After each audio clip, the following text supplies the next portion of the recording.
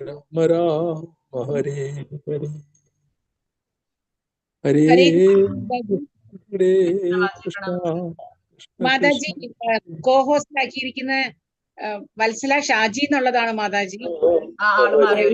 രണ്ട് പാർട്ടിസിപ്പൻസിനെയാണ് മാറ്റിയേക്കുന്നത്. ശാന്തമ്മ മാതാജിയെ കോഹോസ്റ്റ് ആക്കിയിട്ടില്ല. ശാന്തമ്മ മാതാജിയും തെറ്റി. ഓ ഹരേ കൃഷ്ണ.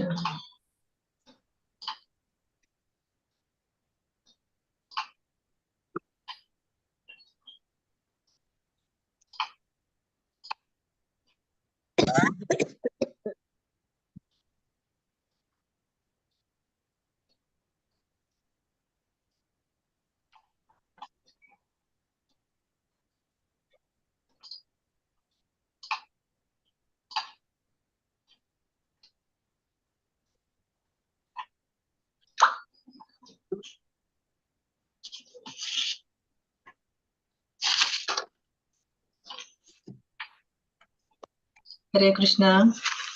ഹരേ കൃഷ്ണ മാതാജി. കൃഷ്ണ പ്രണാം മാതാജി. കൃഷ്ണ പ്രണാം മാതാജി. ഹരേ കൃഷ്ണ പ്രണാമം മാതാജി. പ്രണാമം. പ്രണാം മാതാജി. ഹരേ കൃഷ്ണ. ഹരേ കൃഷ്ണ. ജ്ഞാനതിമിരാന്ധസ്യ ജ്ഞാനാഞ്ജനാശലാഖയാ ചക്ഷുരുന്മീലിതം യേന തസ്മൈ ശ്രീഗുരുവേ നമഃ. ശ്രീചൈതന്യമനോഭീഷ്ടം സ്ഥാപിതം യേന ഭൂതലേ സ്വയം രൂപകഥാ മഹ്യം ദദാതി സ്വപദാന്തികം. വന്ദേഹം ശ്രീഗുരോ ശ്രീയൂതപദകമലം ശ്രീഗുരുൻ വൈഷ്ണവാംശ്ച ശ്രീരൂപം സാഗ്രജാതം സഗണരഘുനാഥാനിതം തം സജീവം സാദ്വൈതം സാവധൂതം പരിജനസഹിതം കൃഷ്ണചൈതന്യദേവം രാധാകൃഷ്ണപാദാൻ സഹഗണലളിതാ ശ്രീവിശാഖാന്വിതാംശ്ച. ഹേ കൃഷ്ണ കരുണാ സിന്ധോ ദീനബന്ധോ ജഗത്പഥേ ഗോപീശ ഗോപികാന്ത രാധാകാന്ത നമോസ്തുതേ. തപ്ത കാഞ്ചന ഗൗരാംഗീ രാധേ വൃന്ദാവനേശ്വരി ഹരിപ്രിയേ വാഞ്ചാകൽപതരുഭ്യശ്ച കൃപാ സിന്ധുഭ്യ ഏവ ച. പതിതാനാം പാവനേഭ്യോ വൈഷ്ണവേഭ്യോ നമോ നമഃ. നമോ വിഷ്ണുപാദായ കൃഷ്ണപ്രേഷ്ഠായ ഭൂതലേ ശ്രീമതേ ജയപതാക സ്വാമിൻ ഇതി നാമിനേ. നമ ആചാര്യപാദായ നിതായ കൃപപ്രദായിനേ ഗൗരകഥാമധായ നഗരഗ്രാമധാരിണേ. നമോ വിഷ്ണുപാദായ കൃഷ്ണപ്രേഷ്ഠായ ഭൂതലേ ശ്രീമതേ ഭക്തിവേദാന്ത സ്വാമിനിധി നാമിനേ. നമസ്തേ സാരസ്വതേ ദേവേ ഗൗരവാണി പ്രചാരിണേ നിർവിശേഷ ശൂന്യവാദി പാശ്ചാത്യദേശധാരിണേ. ജയ ശ്രീകൃഷ്ണ ചൈതന്യ പ്രഭു നിത്യാനന്ദ ശ്രീ അദ്വൈത ഗദാധര ശ്രീവാസാദി ഗൗരഭക്തവൃന്ദ. ഹരേ കൃഷ്ണ കൃഷ്ണ കൃഷ്ണ ഹരേ ഹരേ ഹരേ രാമ രാമ രാമ ഹരേ ഹരേ. ഓം നമോ ഭഗവതേ വാസുദേവായ. ഓം നമോ ഭഗവതേ വാസുദേവായ. ഓം നമോ ഭഗവതേ വാസുദേവായ. ഹരേ കൃഷ്ണ. ശ്രീ ശ്രീ രാധാ ഗോവിന്ദ മന്ദിർ ഇസ്കോൺ മാംഗ്ലൂർ നടത്തുന്ന 18 ദിവസത്തെ ഭഗവത്ഗീത ക്ലാസ്സിലേക്ക് എല്ലാവർക്കും സ്വാഗതം. ഹരേ കൃഷ്ണ. ഇന്നലത്തെ അധ്യായത്തിൽ നമ്മൾ എന്തൊക്കെയാ പഠിച്ചത്?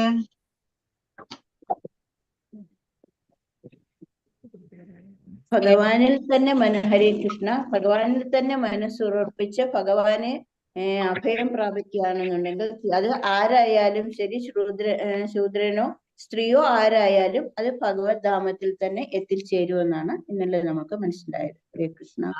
ഭഗവാൻ സതതം കീർത്തയാൻ എപ്പോഴും കീർത്തിക്കണം എന്നാണ് ഭഗവാൻ പറയുന്നത്. പിന്നെ എന്തൊക്കെ കൊടുക്കണം എന്ന് പറഞ്ഞു ഭഗവാന്? എന്തൊക്കെ കൊടുക്കാം? പത്രം, പുഷ്പം, ഫലം, തോയം, എന്ത് വേണമെങ്കിലും തരാം. പത്രമോ പുഷ്പമോ ഫലമോ അല്ലെങ്കിൽ അല്പം ജലമോ എന്തായാലും ഇതൊന്നും വേണമെന്ന് ഭഗവാൻ പറയുന്നില്ല. അങ്ങനെ ഭഗവാനെ ഭക്തി സേവനം ചെയ്യുക, ഭഗവാനെ നമസ്കരിക്കുക, ഭഗവാനെ ആരാധിക്കുക, ഭഗവാനെ പ്രണമിക്കുക. അവർക്ക് ഭഗവത് ധാമത്തിലേക്ക് പ്രവേശനം കിട്ടുന്നതാണ് പറയുന്നത്. ഈ അധ്യായത്തിൽ എന്താ പറയുന്നത്? വിഭൂതി യോഗം. 10ാമത്തെ അധ്യായത്തിന്റെ പേരാണ് വിഭൂതി യോഗം. ഭഗവാന്റെ വിഭൂതികളെ പറ്റിയിട്ടാണ് പറയുന്നത്. ഹരേ കൃഷ്ണ. ഹരേ കൃഷ്ണ മാതാജി.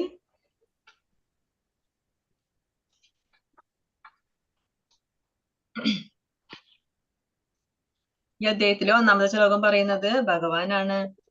ശ്രീ ഭഗവാനുവാച ഭൂയ ഏവ മഹാബാഹോ ശൃണു മേ പരമം വചഃ യത്തേഹം പീയമാണായ വക്ഷ്യാമി ഹിതകാമ്യയാ. പരമദിവ്യോത്തമ പുരുഷൻ അരുളി ചെയ്തു, കൈക്കരുത്തുള്ള അർജുന, നീ എന്റെ സുഹൃത്തായതുകൊണ്ട് നിന്റെ നന്മയ്ക്കായി ഇനിയും ഞാൻ ജ്ഞാനം ഉപദേശിക്കാം. കേൾക്കൂ, ഇത് ഞാൻ നേരത്തെ ഉപദേശിച്ചതിലും ഉത്തമമായ ജ്ഞാനമാണ്. അപ്പൊ കഴിഞ്ഞ അധ്യായത്തില് ഭഗവാൻ പറഞ്ഞു, ഏറ്റവും രഹസ്യമായതും ഏറ്റവും പവിത്രമായതുമായ ഈ ജ്ഞാനമാണ് ഞാൻ നിനക്ക് നൽകുന്നത് എന്ന് പറഞ്ഞു. അപ്പൊ ഈ ഭഗവാൻ പറയാണ്, ഇനിയുമുണ്ട് എന്റെ ജ്ഞാനം, ഇത് ഞാൻ പറഞ്ഞു കഴിഞ്ഞിട്ടില്ല, ഇനിയുമുണ്ട്. അപ്പൊ ഇനിയും ഞാൻ നിനക്ക് പറഞ്ഞു തരാം. കാരണം നീ എന്റെ സുഹൃത്തായതുകൊണ്ട് നിന്റെ നന്മയ്ക്കായി ഞാൻ ഇനിയും നിനക്ക് ജ്ഞാനം ഉപദേശിക്കാം. ഇത് ഞാൻ നേരത്തെ ഉപദേശിച്ചതിലും വെച്ചിട്ട് ഉത്തമമായ ജ്ഞാനമാണ് എന്ന് പറഞ്ഞിട്ട് ഭഗവാന്റെ വിഭൂതികളെ പറ്റിയിട്ടാണ് ഭഗവാൻ പറഞ്ഞു കൊടുക്കുന്നത്. നമേ വിധുസുരഗണ പ്രഭവം നാമഹർഷയഃ അഹമാദിർഹി ദേവാനാം മഹർഷീണാം ച സർവശഃ. എന്റെ ഉൽപ്പത്തി, വിഭൂതി എന്നിവയെ പറ്റി ദേവന്മാർക്കോ ഋഷികൾക്കോ അറിഞ്ഞുകൂടാ. ഏത് വിധത്തിലും അവരുടെ എല്ലാം ഉത്ഭവസ്ഥാനം ഞാനാണ്. അപ്പൊ എന്താ പറയുന്ന, ഭഗവാന്റെ ഉൽപ്പത്തി, ഭഗവാന്റെ വിഭൂതികള് ഇതെല്ലാം ദേവന്മാർക്ക് പോലും അറിയില്ല. ദേവന്മാർക്കോ അല്ലെങ്കിൽ മഹർഷികൾക്കോ പോലും അറിയില്ല. എന്റെ വിഭൂതികൾ എന്ന് പറയുന്നത് അത്രയും രഹസ്യമായതാണ്. അത് ദേവന്മാർക്കോ ആർക്കും അറിയില്ല. എല്ലാ വിധത്തിലും, ഏത് വിധത്തിലായാലും ആ ദേവന്മാരുടെ ആയാലും ഈ മഹർഷിമാര്, ഇവരുടെയൊക്കെ ഉത്ഭവസ്ഥാനം ആരാണ്? ഇവരുടെയൊക്കെ ഉത്ഭവം എന്നിൽ നിന്നാണ്. ഞാനാണ് അവരുടെയൊക്കെ ഉത്ഭവസ്ഥാനം. അഹം ആദിർഹി ദേവാനാം, എല്ലാ ദേവന്മാരുടെയും ഉത്ഭവം ഞാനാണ്. പക്ഷെ അവർക്ക് ആർക്കും എന്നെ പറ്റി അറിയില്ല എന്ന് ഭഗവാൻ പറയുന്നത്. എന്റെ ഉൽപ്പത്തിയെ പറ്റിയിട്ടോ എന്റെ വിഭൂതികളെ പറ്റിയിട്ടോ അതിലും അറിഞ്ഞിരിക്കുന്ന ആ തത്വത്തെ പറ്റിയിട്ട് ഈ ദേവന്മാർക്ക് ആർക്കും അറിയില്ല എന്നാണ് ഭഗവാൻ പറയുന്നത്. ബ്രഹ്മസംഹിതയിൽ പറയുന്നുണ്ട് അല്ലെ, ഈശ്വര പരമ കൃഷ്ണ സച്ചിദാനന്ദ വിഗ്രഹ അനാദിരാധിർ ഗോവിന്ദ സർവകാരണ കാരണം. എല്ലാത്തിനും ആരാണ്? എല്ലാ സർവകാരണങ്ങൾക്കും കാരണമായിട്ടുള്ളത് ആരാണ്? ഭഗവാനാണ്. ആ ഭഗവാനെ ആർക്കും മനസ്സിലാവില്ല. ആർക്ക് മനസ്സിലാക്കാൻ പറ്റും ഭഗവാനെ? അതും പറയുന്നുണ്ട് ബ്രഹ്മസംഹിതയില്. അദ്വൈതമച്യുതമനാദിമനന്ത രൂപം ആദ്യം പുരാണ പുരുഷം നവയൗവനം ച വേദേഷു ദുർലഭമദുർലഭ ആത്മഭക്തൗ ഗോവിന്ദമാദി പുരുഷം തമഹം ഭജാമി. അപ്പൊ ആർക്ക് മനസ്സിലാവും ഭഗവാനെ? ഭഗവാന്റെ ഭക്തർക്ക് മാത്രമേ ഭഗവാനെ മനസ്സിലാവൂ. വേദങ്ങളിൽ ഞാൻ ദുർലഭനാണ്, പക്ഷെ അദുർലഭം ആത്മഭക്തവും, എന്റെ ഭക്തർക്ക് ഞാൻ അദുർലഭനാണ്. ഇപ്പൊ ഭഗവാന്റെ ഭക്തർക്ക് മാത്രമേ മനസ്സിലാക്കാനായിട്ട് സാധിക്കൂ. ഏധാ വിഭൂതിം യോഗം ച അമയോ വേത്തി തത്വതഃ സോ വികൽപേന യോഗേന യുജ്യതേനാത്ര സംശയഃ. എന്റെ വിഭൂതികളും യോഗശക്തിയും എന്തെന്ന് ശരിയായി ബോധ്യപ്പെട്ടവർ കലർപ്പില്ലാത്ത ഭക്തിയുത സേവനത്തിൽ മുഴുകുന്നു. ഇതിന് യാതൊരു സംശയവുമില്ല. ഭഗവാൻ എന്താ പറയുന്നത്? ഭഗവാന്റെ വിഭൂതികളെ പറ്റിയിട്ടും അതുപോലെ ഭഗവാന്റെ യോഗശക്തികളെ പറ്റിയിട്ടും ഇതൊക്കെ മനസ്സിലായത്, ഇതൊക്കെ എന്താണെന്ന് ശരിയായി ബോധ്യപ്പെട്ടിട്ടുള്ളവർ അവരാരാണ്? ഭഗവാന്റെ വിഭൂതികളെ പറ്റി ശരിയായി ബോധ്യപ്പെട്ടവർ ആരായിരിക്കും? ഭഗവാന്റെ ഭക്തരായിരിക്കും. അങ്ങനെയുള്ള ആ ഭക്തരെ എന്ത് ചെയ്യും? അവര് ഭഗവാനുള്ള കലർപ്പില്ലാത്ത ഭക്തി സേവനത്തിൽ, ഭഗവാനിൽ അചഞ്ചലമായ ഭക്തിയോടുകൂടി ഭഗവാനെ സേവിച്ച് ആ സേവനത്തിൽ മുഴുകുന്നു. ഇതിൽ യാതൊരു സംശയവുമില്ല. അപ്പൊ ഭഗവാന്റെ വിഭൂതികളും ഭഗവാനെ കുറിച്ചുള്ള ജ്ഞാനം നേടിക്കഴിഞ്ഞാൽ നമ്മൾ എന്ത് ചെയ്യും? ആ ഭഗവാനെ സേവിക്കും, ഭഗവാനുമായുള്ള സേവനത്തിൽ മുഴുകും, ഭക്തി സേവനത്തിൽ മുഴുകും.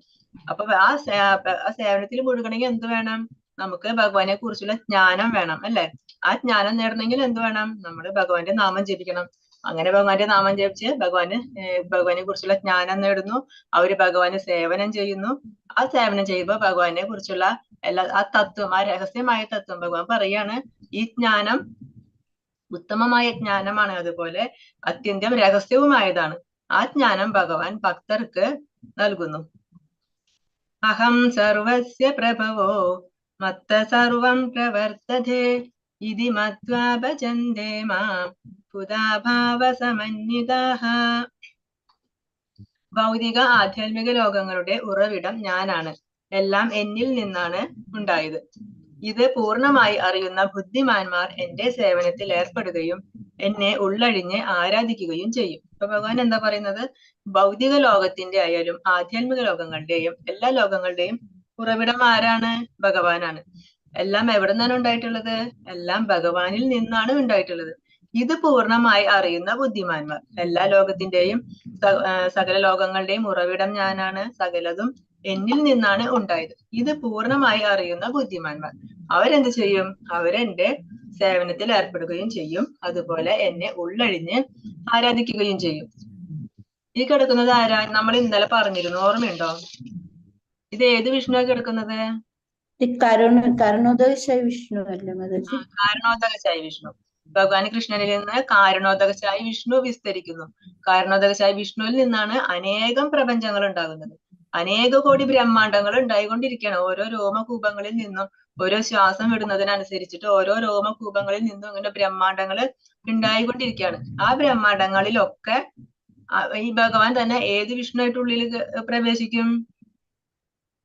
ഓരോ ബ്രഹ്മാണ്ടങ്ങളിൽ ഏത് രൂപത്തിലാണ് ഭഗവാൻ പ്രവേശിക്കുക? ഗർഭോദകശായി വിഷ്ണു. ഓരോ ബ്രഹ്മാണ്ടത്തിലും ഗർഭോദകശായി വിഷ്ണുവായിട്ട് ഭഗവാൻ ഉൾപ്പോകും. അങ്ങനെ ഓരോ ബ്രഹ്മാണ്ടത്തിലും അനേക കോടി ജീവജാലങ്ങളുണ്ട്. ആ ഓരോ ജീവജാലങ്ങളുടെയും ഹൃദയത്തില് ഭഗവാൻ ക്ഷീരോദകശായി വിഷ്ണുവായിട്ട്. അപ്പൊ എല്ലാത്തിന്റെയും ഉത്ഭവം എവിടെ നിന്നാണ്? എല്ലാത്തിന്റെയും ഉറവിടം ഭഗവാനാണ്. ഭൗതിക ആധ്യാത്മിക ലോകങ്ങളുടെ ഉറവിടം ഞാനാണ്. എല്ലാം ഭഗവാനിൽ നിന്നാണ് ഉണ്ടായിട്ടുള്ളത്. ഇത് പൂർണ്ണമായി അറിയുന്ന ബുദ്ധിമാന്മാർ എന്റെ സേവനത്തിൽ ഏർപ്പെടുന്നു. നാരായണാത് ബ്രഹ്മ ജായതേ, നാരായണാത് പ്രജാപതി പ്രജായതേ, നാരായണാത് ഇന്ദ്രോ ജായതേ, നാരായണാത് ത്വഷ്ടോ വസവോ ജായതേ, നാരായണാത് ദേവാദശരുദ്ര ജായതേ, നാരായണാത് ദ്വാദശാദിത്യാഹ. അതായത് നാരായണനിൽ നിന്ന് ബ്രഹ്മാവ് ജനിച്ചു. ഇതേ നാരായണനിൽ നിന്ന് പ്രജാപതികളും ജനിച്ചു. ആ നാരായണനിൽ നിന്ന് ഇന്ദ്രൻ ജനിച്ചു.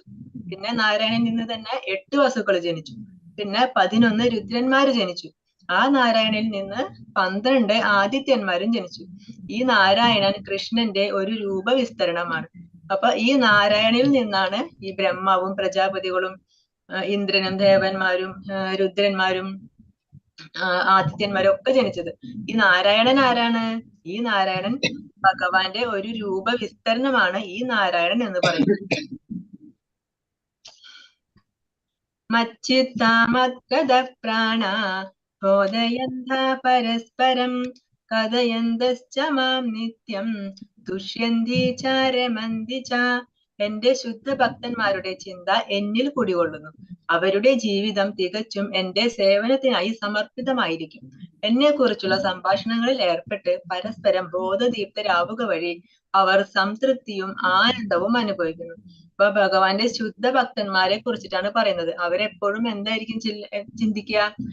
എന്റെ ശുദ്ധ ഭക്തന്മാരുടെ ചിന്ത എപ്പോഴും എന്നിൽ കുടികൊള്ളുന്നു. അവർക്ക് എപ്പോഴും ഭഗവാനെ കുറിച്ച് മാത്രമേ ചിന്തിക്കാനുണ്ടായിരിക്കുള്ളൂ. അവരുടെ ജീവിതം തികച്ചും എന്റെ സേവനത്തിനായി സമർപ്പിതമായിരിക്കും. അവർക്ക് വേറെ കർമ്മങ്ങളൊന്നും ചെയ്യാനില്ല. അപ്പൊ അവരെന്ത് ചെയ്യും? അവര് ഭഗവാന്റെ സേവനം ചെയ്യും. അവരെന്ത് കർമ്മം ചെയ്യുന്നുണ്ടോ അത് എന്ത് ചെയ്താലും അത് ഭഗവാന്റെ സേവനമായിട്ട് ഭഗവാനെ സമർപ്പിച്ചുകൊണ്ട് അവർ ചെയ്യും. പിന്നെ എന്നെ കുറിച്ചുള്ള സംഭാഷണങ്ങളിൽ ഏർപ്പെട്ട് പരസ്പരം ബോധദീപ്തരാവും. അപ്പൊ അവരൊന്നിച്ചു കൂടി കഴിഞ്ഞാൽ എന്ത് ചെയ്യും? എപ്പോഴെങ്കിലും ഏതെങ്കിലും സാഹചര്യത്തിൽ വെച്ചിട്ട് അവര് തമ്മിൽ കണ്ടു. അപ്പൊ അവരെന്താ സംസാരിക്കുക? അവര് ഭഗവാനെ കുറിച്ച് മാത്രമായിരിക്കും സംസാരിക്കുക. അങ്ങനെ ബോധദീപ്തരാകും ഭഗവാനെ കുറിച്ച് സംസാരിച്ച്. അങ്ങനെ അവരെ സംതൃപ്തിയും ആനന്ദവും അനുഭവിക്കുന്നു. നമ്മളൊക്കെ തമ്മിൽ കണ്ടു കഴിഞ്ഞാൽ എന്താ ചെയ്യാ? കുറെ നാൾ കഴിഞ്ഞിട്ട് 2-3 പേര് സുഹൃത്തുക്കൾ കണ്ടുമുട്ടി. നമ്മൾ എന്ത് ചെയ്യും? നമ്മൾ നമ്മുടെ നാട്ടിലെ വിശേഷങ്ങൾ പറയും, വീട്ടിലെ വിശേഷങ്ങൾ പറയും. ചിലപ്പോ അവരെ പറ്റി പരദൂഷണം പറയും. ഇയാളെ പറ്റി അറിഞ്ഞില്ല എന്നൊക്കെ പറഞ്ഞാൽ അങ്ങനെ നമ്മൾ കുറ്റങ്ങളായിരിക്കും പറയാ. പക്ഷെ എന്താ പറയുന്ന ഭഗവാന്റെ ഭക്തരെ ഭഗവാനെ കുറിച്ച് സംസാരിക്കുക. ഇപ്പൊ നമ്മൾ മറ്റുള്ളവരെ കുറിച്ച് പറഞ്ഞിട്ട് നമുക്ക് എന്തെങ്കിലും ഗുണമുണ്ടോ? നമുക്കൊരു ഗുണമില്ല. കേൾക്കുന്നവർക്ക് എന്തെങ്കിലും ഗുണമുണ്ടോ?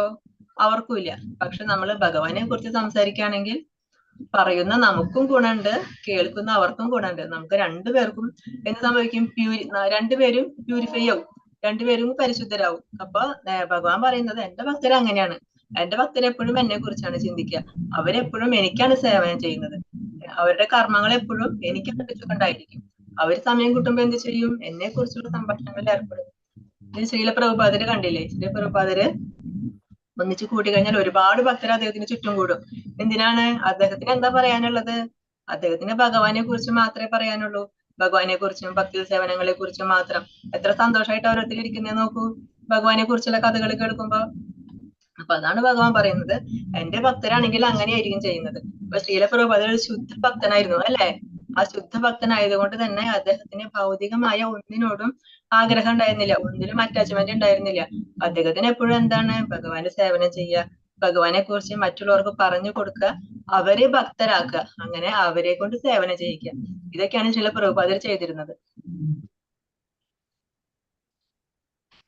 ആധ്യാത്മിക ഭക്തിയുത സേവനത്തെ ജീവാത്മാവിന്റെ ഹൃദയത്തിൽ ചെയ്യുന്ന ഒരു ബീജാവാപത്തോടാണ് ചൈതന്യ മഹാപ്രഭു ഉപമിക്കുന്നത്. ഈ ഭക്തിയുത സേവനത്തെ ചൈതന്യ മഹാപ്രഭു എന്തിനോട് ഉപമിക്കുന്നത്? ബീജാവാപം, അതായത് ഒരു വിത്തിനോട്. വിത്ത് പാകി കഴിഞ്ഞാൽ എന്താണ്, അത് മുളയ്ക്കും അല്ലെ. തീർച്ചയായിട്ടും വിത്ത് പാകിട്ടാ മതി, അത് സമയമാകുമ്പോ അത് മുളയ്ക്കും. അപ്പൊ ആ ഒരു വിത്തിനോടാണ് ഭക്തി സേവനത്തെ ഉപമിക്കുന്നത്. നമ്മൾ സേവനം ചെയ്താൽ മതി, ഓട്ടോമാറ്റിക് ആയിട്ട് നമ്മുടെ ഉള്ളിൽ ഭക്തി വളരും. ഈ വിശ്വത്തിലെ ഗ്രഹയൂഥങ്ങളിലൂടെ സഞ്ചരിച്ചുകൊണ്ടിരിക്കുന്ന ജീവസത്തകൾക്ക് എണ്ണമില്ല. അവരിൽ നന്നേ കുറച്ചു പേർക്ക് ഒരു ശുദ്ധ ഭക്തനെ കണ്ടുമുട്ടാനും അങ്ങനെ ഭക്തിയുടെ സേവനത്തെ കുറിച്ച് അറിയാനും ഭാഗ്യമുള്ളൂ. അപ്പൊ ഭഗവാൻ തന്നെ പറഞ്ഞിട്ടുണ്ട്, എന്നെ കുറിച്ച് അറിയാൻ ആരാണ്?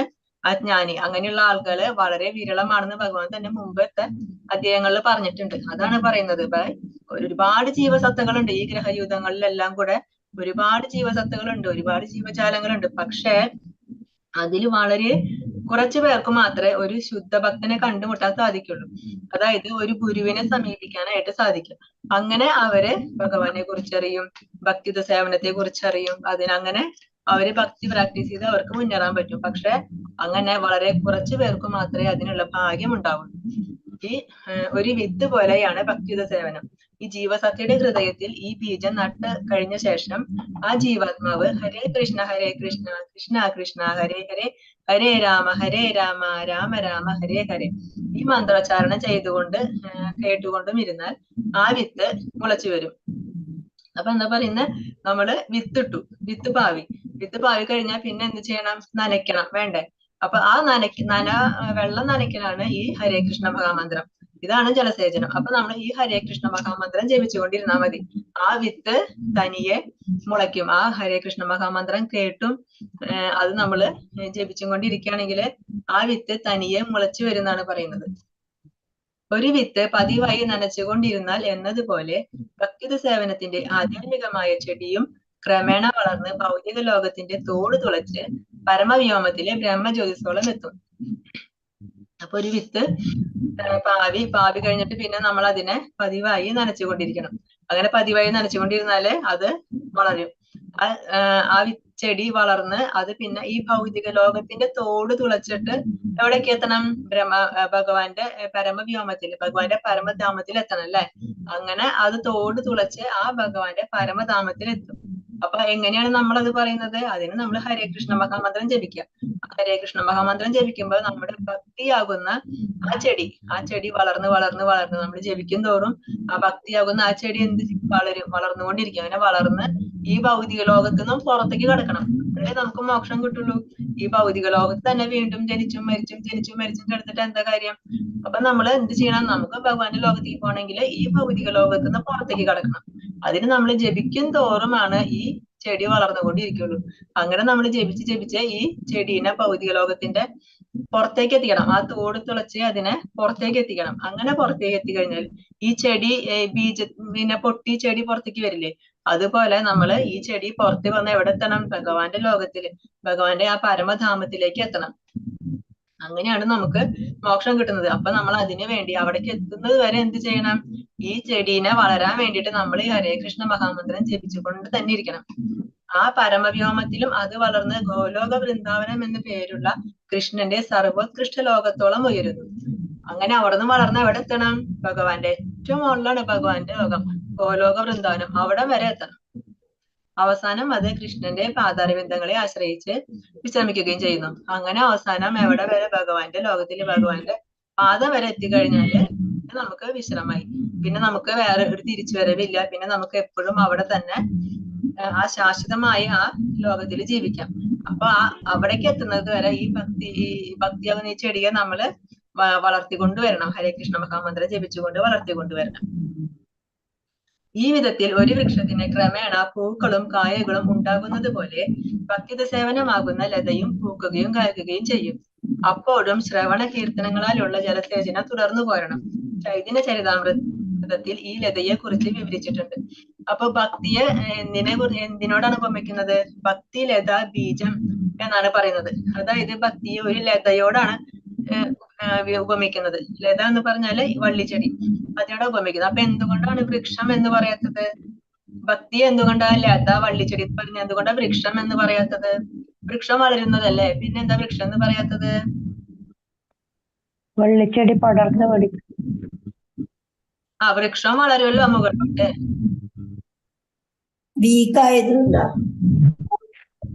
അതായത് ഈ വള്ളിച്ചെടിക്ക് വളരണമെങ്കിൽ എന്ത് വേണം? ഒരു സപ്പോർട്ട് വേണം അല്ലെ? അത് തനിയെ വളരില്ല. ഏതെങ്കിലും മരത്തില് ഒരു സപ്പോർട്ട് ഉണ്ടെങ്കിൽ മാത്രമേ ഈ വള്ളിച്ചെടി വളരുള്ളൂ. അപ്പൊ അതുപോലെ നമ്മുടെ ഭക്തി വളരണമെന്നുണ്ടെങ്കിൽ എന്ത് വേണം? നമുക്കൊരു സപ്പോർട്ട് വേണം, ഒരു ഭക്തന്റെ സപ്പോർട്ട് വേണം. ഒരു ഭക്തനിലൂടെ മാത്രമേ നമുക്ക് ഭഗവാനെ കുറിച്ച് അറിയാനും ഭക്തിയെ കുറിച്ച് അറിയാനും ഭഗവാനെ സേവനം ചെയ്യുന്നത് എങ്ങനെയെന്നൊക്കെ അറിയാനും സാധിക്കുള്ളൂ. അപ്പൊ അതുകൊണ്ടാണ് ഭക്തിയെ ലതയോട് ഉപമിക്കുന്നത്. ആ ഒരു സപ്പോർട്ടോട് കൂടി മാത്രമേ, മറ്റൊരാളുടെ സപ്പോർട്ടോട് കൂടി മാത്രമേ നമുക്ക് ഭക്തിയിൽ ഉയരാനായിട്ട് സാധിക്കുള്ളൂ. അങ്ങനെ ആ ലത വളർന്ന് വരും. അപ്പൊ നമ്മൾ എന്ത് ചെയ്യണം? അതിനെ വീണ്ടും എപ്പോഴും നനച്ചുകൊണ്ടേയിരിക്കണം അല്ലെ? അതിന് ഹരേ കൃഷ്ണ മഹാമന്ത്രം ജപിച്ചുകൊണ്ടിരിക്കണം. പിന്നെ എന്തൊക്കെ വേണം? ശ്രവണം, കീർത്തനം. അങ്ങനെ നമുക്ക് ഭഗവാൻ എങ്ങനെയൊക്കെ സേവനം ചെയ്യാൻ പറ്റും? 9 തരത്തിലെ സേവനം: ശ്രവണം, കീർത്തനം, വിഷ്ണു സ്മരണം, പാദസേവനം, അർച്ചനം, വന്ദനം, ദാസ്യം, സഖ്യം, ആത്മനിവേദനം. ഇതുപോലെ 9 തരത്തില് നമുക്ക് ഭഗവാനെ സേവനം ചെയ്യാനായിട്ട് പറ്റും. അപ്പൊ അതിൽ ഏതെങ്കിലും തരത്തിൽ നമ്മൾ ഭഗവാനെ എപ്പോഴും സേവനം ചെയ്തുകൊണ്ടേയിരിക്കണം. അല്ലെങ്കിൽ എന്ത് ചെയ്യും? ആ ലത പാടിപ്പോകും. അപ്പൊ ഇത് ഇങ്ങനെ കണ്ടിന്യൂസ് ആയിട്ട് ഭഗവാന് സേവനം ചെയ്യാൻ നമ്മൾ ഹരേ കൃഷ്ണ മഹാമന്ത്രം ജപിച്ചുകൊണ്ടിരുന്നാല് ഈ ഭക്തിയാകുന്ന ചെടി വളർന്ന് ഭഗവാന്റെ പരമധാമത്തിലെത്തും. തേഷാം സതതയുക്താനാം രചതാം പ്രീതിപൂർവകം ദദാമി ബുദ്ധിയോഗം തം യേന മാമുഭയാന്തിതേ. പ്രേമഭക്തിയോടെ എന്നെ സദാ ആരാധിക്കുന്നവർക്ക് എന്നെ പ്രാപിക്കാൻ ഉതകുന്ന ബുദ്ധിവിശേഷം ഞാൻ നൽകും. അപ്പൊ ഭഗവാനെ എങ്ങനെയാണ് ആരാധിക്കേണ്ടത്?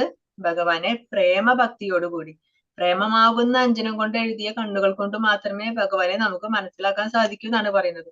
അങ്ങനെ ആ പ്രേമഭക്തിയോട് കൂടി എന്നെ സദാ ആരാധിക്കുന്നവർക്ക് എന്നെ പ്രാപിക്കാനുള്ള ബുദ്ധിവിശേഷം ഞാൻ തന്നെ നൽകും എന്നാണ് ഭഗവാൻ പറയുന്നത്.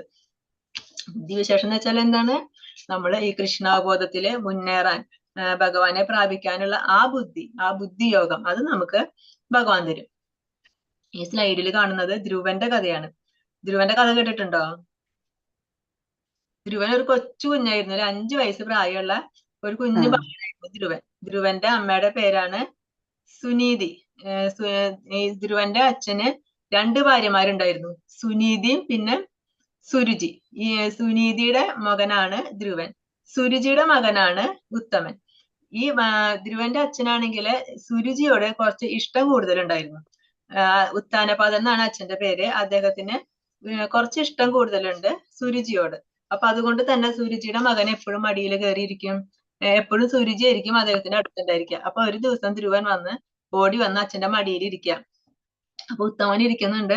അപ്പൊ കൂടെ ധ്രുവനും കൂടെ കയറി ഇരിക്കുമ്പോ സുരുചി എന്ത് ചെയ്യും? വന്നിട്ട് ധ്രുവനെ പിടിച്ച് കൈ വലിച്ചിട്ട് താഴ്ത്തിയിടും. എന്നിട്ട് പറയും, ഇത് ഇദ്ദേഹത്തിന്റെ മടിയിൽ ഇരിക്കണം എന്നുണ്ടെങ്കിൽ നിനക്ക് എന്റെ മകനായിട്ട് പിറക്കണം. എന്റെ മകന് മാത്രമേ ഈ ആളുടെ മടിയിൽ, ഈ രാജാവിന്റെ മടിയിൽ ഇരിക്കാനുള്ള അവകാശമുള്ളൂ. അതുകൊണ്ട് പോയി തപസ് ചെയ്തിട്ട് ഇനിയെങ്കിലും എന്റെ മകനായിട്ട് ജനിക്കാൻ വരം വാങ്ങ്, എന്നിട്ട് നീ വാ, അല്ലാതെ നിനക്ക് ഇരിക്കാൻ പറ്റില്ല എന്ന് പറയും. അപ്പൊ ഈ കൊച്ചു കുഞ്ഞാണ്, 5 വയസ്സ് പ്രായമുള്ളൂ. കുട്ടിക്ക് ഭയങ്കര വിഷമായി, സങ്കടമായി. എന്നിട്ട് വന്നിട്ട് അമ്മയുടെ അടുത്ത് സങ്കടം പറയും. അപ്പൊ അമ്മ എന്ത് പറയും? ഞാൻ എന്ത് പറയാനാ, നീ ഒരു കാര്യം ചെയ്യ മോനെ, ഭഗവാന്റെ അടുത്ത് പ്രാർത്ഥിക്ക്, ഭഗവാനോട് പറയുമെന്ന് പറയും. അപ്പൊ ഈ കുട്ടിക്ക് അത്ര വിഷമായി. ആ കുട്ടി വേഗം വീട്ടിൽ നിന്ന് ഇറങ്ങിപ്പോയി, ഭഗവാനെ തപസ് ചെയ്യാൻ വേണ്ടിയിട്ട് വീട്ടിൽ നിന്ന് ഇറങ്ങിപ്പോയി. അങ്ങനെ പോകുന്ന വഴിക്ക് നാരദ മഹർഷീനെ കണ്ടുമുട്ടി. അപ്പൊ നാരദൻ പറയും, എങ്ങോട്ട് പോകുന്ന ചോദിക്കുമ്പോ പറയും, ഞാൻ തപസ് ചെയ്യാൻ പോവാണ്, ഭഗവാനെ തപസ് ചെയ്യാൻ പോവാണെന്ന് പറയും. അപ്പൊ പറയും, നിനക്ക് അതിനുള്ള പ്രായമായിട്ടില്ല, നീ ഒരു കൊച്ചു കുഞ്ഞാണ്, അതുകൊണ്ട് നീ ഇപ്പൊ പോവണ്ട, നിന്നെ കൊണ്ട് പറ്റില്ല, ഈ തപസ്സൊക്കെ ഭയങ്കര ബുദ്ധിമുട്ടാണ്, നിന്നെ കൊണ്ട് പറ്റില്ല എന്ന് പറയും. അപ്പൊ ഈ കുട്ടി എന്ത് പറഞ്ഞാലും ഈ കുട്ടി സമ്മതിക്കില്ല. ഞാൻ എന്തായാലും പോവും, എനിക്ക് തപസ് ചെയ്യണം, എനിക്ക് ഭഗവാനെ നിന്ന് വരം വാങ്ങണം എന്ന് പറയും. നാരദൻ എത്ര പറഞ്ഞിട്ടും സമ്മതിക്കാതാവുമ്പോ നാരദന് മനസ്സിലായി ഈ കുട്ടി എന്തായാലും അത്ര ദൃഢനിശ്ചയത്തോട് കൂടിയിട്ടാണ് പോകുന്നത്. അതുകൊണ്ട് നാരദൻ മന്ത്രം ഉപദേശിച്ചു കൊടുക്കും. ഓം നമോ ഭഗവതേ വാസുദേവായ എന്ന മന്ത്രം ഉപദേശിച്ചു കൊടുത്തിട്ട് പറയും, നീ ഈ മന്ത്രം ജപിച്ചുകൊണ്ട് തപസ് ചെയ്യണം. എന്നിട്ട് തപസ് ചെയ്യേണ്ട കാര്യങ്ങളും അതിന്റെ വിധികളും ഒക്കെ പറഞ്ഞു കൊടുക്കും. അങ്ങനെ അത് കഴിഞ്ഞിട്ട് ആ കുട്ടി വൃന്ദാവനത്തിലെ മധുവനത്തിലെ പോയിട്ടാണ് തപസ് ചെയ്യുന്നത്. അവിടെ പോയി തപസ് ചെയ്യും. അങ്ങനെ 5 മാസമാണ് തപസ് ചെയ്യുക. അപ്പൊ ഓരോ മാസം തോറും ഈ കുട്ടിയുടെ തപസ്സിന്റെ കാഠിന്യം കൂടി കൂടി വരും. ആദ്യം ഭക്ഷണം കഴിക്കല് കുറച്ച് കുറച്ച് വരും. പിന്നെ ഇലകൾ മാത്രം കഴിക്കും. പിന്നെ അതിനുശേഷം ഉണങ്ങിയ ഇലകൾ മാത്രം കഴിക്കും. പിന്നെ വെള്ളം മാത്രം കുടിക്കും. അങ്ങനെ അവസാനത്തെ മാസം ഈ കുട്ടി ഒന്നും കഴിക്കാണ്ട് വായു മാത്രം പ്രാണനെ ഇങ്ങനെ തടഞ്ഞു നിർത്തിയിട്ട് ഒറ്റ കാലിൽ നിന്നിട്ട് തപസ് ചെയ്യാണ്. അങ്ങനെ ഈ കുട്ടിയുടെ തപസ്സിന്റെ കാഠിന്യം കാരണം എന്ത് സംഭവിച്ചു? പ്രാണന് ഭൂമിയിൽ മുഴുവൻ പ്രാണൻ കിട്ടാണ്ട ആളുകൾക്ക് ബുദ്ധിമുട്ടായി തുടങ്ങി. അത്രയ്ക്കും കഠിനമായിട്ട് തപസ്സായിരുന്നു. അപ്പൊ എല്ലാവരും ഭഗവാന്റെ അടുത്ത് വന്നിട്ട് പറയും, ഭഗവാനെ വേഗം പോയിട്ട് ആ കുട്ടിക്ക് വരം കൊടുക്കണം, അത് അത്രയും കഠിനമായ തപസ്സാണ് ആ കുട്ടി ചെയ്യുന്നത്, ഞങ്ങൾക്ക് പോലും പ്രാണൻ കിട്ടുന്നില്ല എന്ന് പറയും. എന്നിട്ട് ഭഗവാൻ അപ്പൊ ഈ കുട്ടിയുടെ മനസ്സിൽ എന്താ, എനിക്ക് ഭഗവാൻ വരുമ്പോ എനിക്ക് വരം ചോദിക്കണം. എന്ത് വരം ചോദിക്കണം? എനിക്ക് അച്ഛനേക്കാൾ വലിയ രാജാവണം. അങ്ങനെ അച്ഛനെ മടിയിലിരിക്കാൻ അച്ഛൻ സംഭവിച്ചില്ലല്ലോ. അപ്പൊ അച്ഛനേക്കാൾ വലിയ ആളാവണം എനിക്ക്, അച്ഛനേക്കാൾ വലിയ രാജാവണം, അതിന് കൂടുതൽ സമ്പാദ്യം എനിക്ക് ഉണ്ടാവണം. ഇതൊക്കെ ആഗ്രഹിച്ചിട്ടാണ് ഈ കുട്ടി തപസ് ചെയ്യാൻ വരുന്നത്. അങ്ങനെ ഭഗവാൻ പ്രത്യക്ഷപ്പെട്ടു. ഭഗവാൻ പ്രത്യക്ഷപ്പെട്ട് കഴിഞ്ഞപ്പോ കണ്ണൂർ നോക്കുമ്പോണ്ട് മുമ്പില് ഭഗവാൻ നിൽക്കുന്നു. മുമ്പിൽ ഭഗവാൻ നിൽക്കുമ്പോ ധ്രുവന് ഒന്നും പറയാൻ പറ്റുന്നില്ല, ഒട്ടും സംസാരിക്കാൻ പറ്റുന്നില്ല, ശബ്ദം പുറത്തു വരുന്നില്ല. അപ്പൊ ഭഗവാൻ എന്ത് ചെയ്തു? ഭഗവാൻ തന്റെ കയ്യിലുള്ള ആ ശംഖ് വെച്ചിട്ട് കഴുത്തില് കവിളില് പതുക്കി ഒന്ന് തലോടുമ്പോ ധ്രുവന് പെട്ടെന്ന് സംസാരിക്കാനുള്ള അത് കിട്ടി. വേഗം ധ്രുവൻ ഭഗവാനെ സ്തുതിക്കും, കുറെ സ്തുതികളൊക്കെ പറഞ്ഞ് ഭഗവാനെ സ്തുതിക്കും. അപ്പൊ ഭഗവാൻ ചോദിക്കും എന്ത് വരാണ് വേണ്ടതെന്ന്. അപ്പൊ അതുവരെ വലിയ ആഗ്രഹങ്ങളൊക്കെ ഉണ്ടായിരുന്ന ധ്രുവൻ പറയാണ് എനിക്കൊന്നും വേണ്ടെന്ന് പറയും. എനിക്ക് അച്ഛനേക്കാൾ വലിയ രാജാവ് ആവണം എന്നൊക്കെ പറഞ്ഞിട്ടാണ് തപസ് ചെയ്യാൻ വന്നത്. പക്ഷെ ഭഗവാനെ നേരിൽ കണ്ടു കഴിഞ്ഞപ്പോ ഒരാഗ്രഹവും ഇല്ല, എനിക്കൊന്നും വേണ്ടെന്ന് പറയും. അപ്പൊ ഭഗവാൻ പറയും അതല്ല, തപസ് ചെയ്ത് കഴിഞ്ഞാൽ എന്തെങ്കിലും വാങ്ങണം, എന്തേലും ചോദിക്കാൻ പറയും. അപ്പൊ ധ്രുവനൊന്നും ചോദിക്കാനില്ല. കാരണം എന്താ? ധ്രുവന് ഭഗവാനെ കണ്ടു കഴിഞ്ഞപ്പോ ഒന്നും വേണ്ട. അപ്പൊ ഭഗവാൻ തന്നെ ധ്രുവനെ അനുഗ്രഹിച്ചു. ധ്രുവന് വലിയ രാജാവാകുമെന്ന് പറഞ്ഞ് അനുഗ്രഹിച്ചു. ഇത്ര കൊല്ലം ഇവിടെ നല്ല രാജാവായിട്ട് നന്നായിട്ട് രാജ്യമൊക്കെ ഭരിച്ച് നല്ല രാജാവാം. അതിനുശേഷം ഈ ധ്രുവന് സ്വന്തമായിട്ട് ഒരു ലോകം, ധ്രുവലോകം എന്ന് പറഞ്ഞിട്ട് ആ സ്വന്തമായ ഒരു ലോകം വരെ ഭഗവാൻ കൊടുത്തു. അപ്പൊ ഒരു ഭക്തന്റെ ഭഗവാന് ഭക്തനോടുള്ള കാരുണ്യാണ് പറയുന്നത്. ഭക്തനെ ഒന്നും വേണ്ട എന്ന് പറഞ്ഞാലും ഭഗവാൻ എന്ത് ചെയ്യും? ഭക്തന് വേണ്ടത് എന്താണോ അത് ഭക്തന് വേണ്ടത് വാരിക്കോരി നൽകും. വിശ്വാസനായ ഒരു ആധ്യാത്മിക ഗുരു ഉണ്ടായാലും ഒരു ആധ്യാത്മിക സംഘടനയിൽ ഉൾപ്പെട്ടാലും ശരി, മുന്നേറാൻ ഉതകുന്ന ബുദ്ധിശക്തി ഒരാൾക്ക് ഇല്ലെങ്കിൽ അയാൾക്ക് കൃഷ്ണൻ അന്തര്യാമിയായിരുന്ന ഉപദേശങ്ങൾ നൽകുന്നു. ഇനി നമുക്കൊരു ഗുരു ഉണ്ട്, ആ ഗുരു ഉണ്ടെങ്കിലും നമ്മൾ ഏതെങ്കിലും ഒരു ആധ്യാത്മിക സംഘടനയിൽ ഉൾപ്പെട്ടാലും നമുക്ക് ഭക്തി ചെയ്ത് മുന്നേറാനുള്ള ആ ബുദ്ധിശക്തി നമുക്ക് ഇല്ല എന്നുണ്ടെങ്കിൽ പിന്നെ നമുക്ക് എന്താണ് ചെയ്യുക? ഭഗവാൻ എന്ത് ചെയ്യും? ആ ഭക്തന് ബുദ്ധിയോഗം കൊടുക്കും. അതായത് ഭഗവാൻ തന്നെ ആ ഭക്തന്റെ ഉള്ളില് അന്തര്യാമിയായി ഇരുന്നിട്ട് ഭഗവാൻ തന്നെ ഉപദേശങ്ങൾ നൽകും. ഇപ്പൊ എല്ലാവർക്കും ബുക്കൊക്കെ വായിച്ചും ആധ്യാത്മിക ഗ്രന്ഥങ്ങളൊക്കെ വായിച്ചിട്ടും ആ ജ്ഞാനം നേടാനായിട്ട് കഴിഞ്ഞില്ല എന്ന് വരും. കുറെ പേർക്കൊക്കെ ഭഗവാൻ ചിലര് പറഞ്ഞാലും മനസ്സിലാക്കാനായിട്ടുള്ള ആ ഒരു ബുദ്ധിയില്ലാത്തവരൊക്കെ ഉണ്ടാവും. അപ്പൊ ഭഗവാൻ എന്താ പറയുന്നത്? അങ്ങനെയുള്ളവർക്കും വിഷമിക്കേണ്ട ആവശ്യമില്ല. അവരുടെ ഉള്ളില് ഭഗവാൻ ഇരുന്നിട്ട്, അതായത് ചൈത്യ ഗുരു എന്ന് പറയും, ആ ചൈത്യ ഗുരു ആയിരുന്നിട്ട് അവർക്ക് എന്തൊക്കെയാണോ വേണ്ടത് ആ ഉപദേശങ്ങൾ ഭഗവാൻ സ്വയം കൊടുത്തുകൊണ്ടിരിക്കും. അങ്ങനെ ആ ഭക്തനും അവസാനത്തിൽ പ്രയാസം കൂടാതെ ഭഗവാനിൽ എത്തിച്ചേരാൻ ഇടവരുന്നു.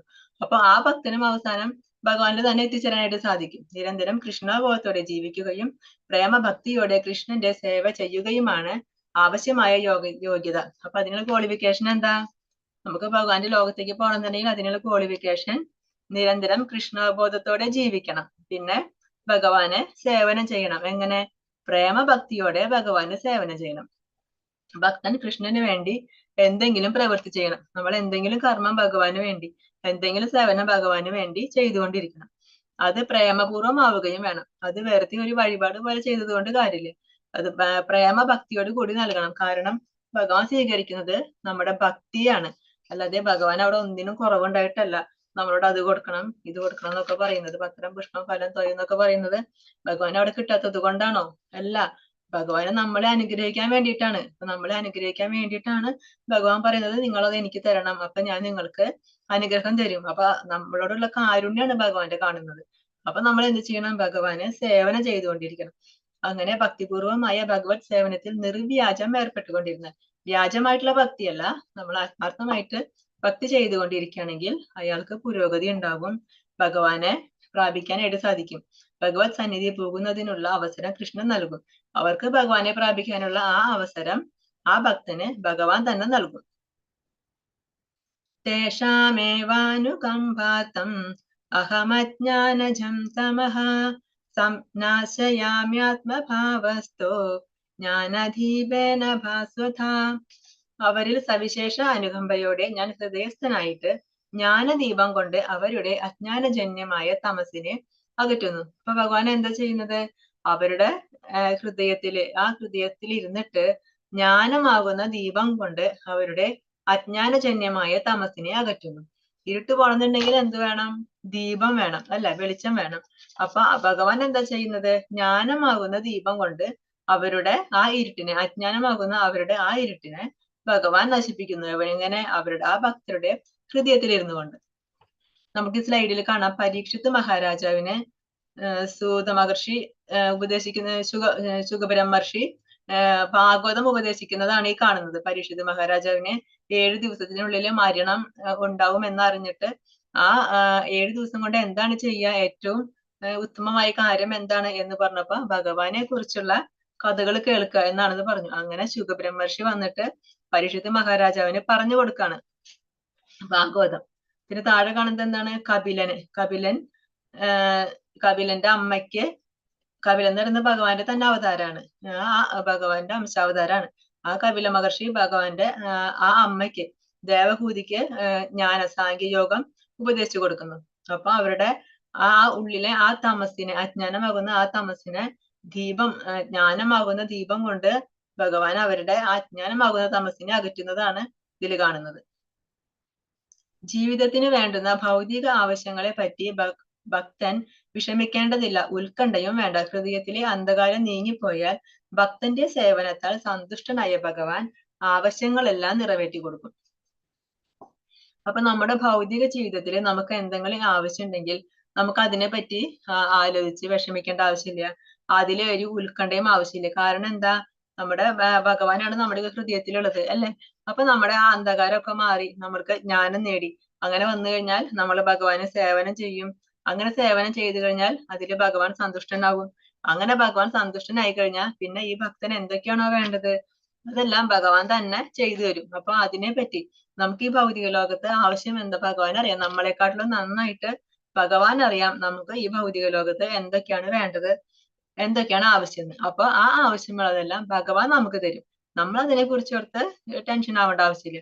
നമുക്ക് വേണ്ടതെല്ലാം, ഭഗവാൻ ആവശ്യത്തിന് വേണ്ടതെല്ലാം ഭഗവാൻ തന്നെ നമുക്ക് സ്വയം തരും. ഇതാണ് ഭഗവത്ഗീതയിലെ ഉപദേശങ്ങളുടെ സാരം. ഭഗവത്ഗീത പഠനം വഴി ഒരാൾക്ക് ഭഗവാന് സ്വയം സമർപ്പിതനായി തീരാൻ കഴിയും. ഭക്തിപൂർവം കൃഷ്ണന്റെ സേവനത്തിൽ മുഴുകുകയും ചെയ്യാം. സർവവും ഭഗവാൻ ഏറ്റെടുക്കുന്നതോടെ ഭക്തൻ ഭൗതിക പ്രയത്നങ്ങളിൽ നിന്നെല്ലാം തികച്ചും മുക്തനാകുന്നു. അപ്പൊ ഒരു ഭക്തന്റെ എല്ലാ കാര്യങ്ങളും ഭഗവാൻ ഏറ്റെടുക്കും, അല്ലെ? അങ്ങനെ ഭഗവാൻ ഏറ്റെടുത്തു കഴിഞ്ഞാൽ പിന്നെ ഭക്തന് ഭൗതിക എന്തെങ്കിലും കഠിന പ്രയത്നങ്ങൾ ചെയ്യേണ്ട ആവശ്യമുണ്ടോ? ഒന്നുമില്ല. കാരണം എല്ലാത്തിനും മുക്തനാക്കി ഭഗവാൻ തന്നെ ഭക്തന് വേണ്ട കാര്യങ്ങളൊക്കെ നൽകും. ആ ഭൗതിക ലോകത്തിൽ എന്തെങ്കിലും നേടാൻ വേണ്ടി ഒരു കഠിന പ്രയത്നം ചെയ്യേണ്ട ആവശ്യം ഈ ഭക്തന് ഉണ്ടാവുന്നില്ല. കാരണം ഭഗവാൻ തരുമെല്ലാം. എന്തൊക്കെയാണ് അത്യാവശ്യം എന്നുള്ളത് അതെല്ലാം ഭഗവാൻ അറിഞ്ഞു തരും. അർജുന ഉവാച പരം ബ്രഹ്മ പരം ധാമ പവിത്രം പരമം ഭവാൻ പുരുഷം ശാശ്വതം ദിവ്യം ആദിദേവമജം വിഭും ആഹുസ്ത്വാം ഋഷയഃ സർവേ ദേവർഷിർനാരദസ്തഥാ അസിധോ ദേവലോ വ്യാസ സ്വയം ചൈവാബ്രവീഷി മേ. അർജുനൻ പറഞ്ഞു, അങ്ങ് പരമ ദിവ്യോത്തമ പുരുഷനാണ്. പരമമായ ധാമവും പവിത്രമായതും നിരപേക്ഷ തത്വവും ഭവാൻ തന്നെ. സനാതനനും അഭൗതികനും ആദിപുരുഷനും അജനും മഹാനുമാണ് അങ്ങെന്ന് ദേവർഷിയായ നാരദനും അസിതൻ, ദേവലൻ, വ്യാസൻ മുതലായ എല്ലാ ഋഷികളും ഊന്നി പറയുന്നു. ഇപ്പോൾ അങ്ങ് സ്വയം എന്നോട് ഇത് വ്യക്തമായി പറയുകയും ചെയ്യുന്നു. ഇപ്പൊ എന്താ അർജുനൻ പറയുന്നത്? ഭഗവാൻ ഇത്രയൊക്കെ പറഞ്ഞു കഴിഞ്ഞു, ഇത്രയും ജ്ഞാനമൊക്കെ നൽകി, ഇത്രയൊക്കെ പറഞ്ഞു കഴിഞ്ഞപ്പോ ാണ് അർജുനന് മനസ്സിലായി ഇത് ആരാണ്? ഇത് പരമ ദിവ്യോത്തമ പുരുഷനാണ്. ഇത് എന്റെ കളിക്കൂട്ടുകാരനായ വെറും കൃഷ്ണനല്ല, ഇത് പരമ ദിവ്യോത്തമ പുരുഷനാണ്. അപ്പൊ അർജുനൻ പറയാണ് അങ്ങ് പരമ ദിവ്യോത്തമ പുരുഷനാണ്, അങ്ങ് തന്നെയാണ് പരമമായ ധാമം, അങ്ങ് പരബ്രഹ്മമാണ്. അതുപോലെ പരമമായ ധാമം, അതായത് എല്ലാവരുടെയും പരമമായ ധാമം ആരാണ്? അത് അങ്ങ് തന്നെയാണ്. അങ്ങ് തന്നെയാണ് പവിത്രം. പവിത്രമായതിൽ വെച്ച് ഏറ്റവും പവിത്രമായത് അതും അങ്ങ് തന്നെയാണ്. പിന്നെ അങ്ങ് തന്നെയാണ് സനാതനൻ, അതായത് എന്നും ഉള്ളതാണ്, പണ്ടേ ഉള്ളതാണ്, എന്നും ഉള്ളതാണ്.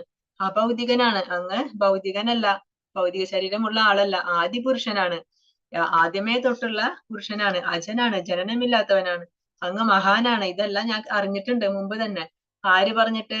നാരദനും അസിതൻ, ദേവലൻ, വ്യാസൻ, ഈ എല്ലാ ഋഷിമാരും ഇതൊക്കെ മുമ്പേ പറഞ്ഞിട്ടുണ്ട്. അപ്പൊ ഇത് ഞാൻ മുമ്പേ കേട്ടിട്ടുണ്ട്. പക്ഷെ ഇപ്പൊ എനിക്ക് ഉറപ്പായി, ഇപ്പൊ അങ്ങനോട് സ്വയം വ്യക്തമായി പറഞ്ഞു. അതുകൊണ്ട് ഇപ്പൊ എനിക്ക് ഉറപ്പായി അങ്ങാണ് പരമ ദിവ്യോത്തമ പുരുഷൻ എന്ന് അർജുനന് മനസ്സിലായി. വിസ്തരേണാത്മനോ യോഗം വിഭൂതിം ച ജനാർദ്ദന ഭൂയ കഥയ തൃപ്തിർഹി ശൃണ്വതോ നാസ്തി മേ മൃതം. അങ്ങയെ പറ്റി കേട്ടിട്ട് എനിക്ക് ഒരിക്കലും മതി വരുന്നില്ല. കേൾക്കും തോറും അങ്ങയുടെ വാക്കുകളാകുന്ന അമൃതത്തെ ആസ്വദിക്കാൻ തോന്നുന്നു.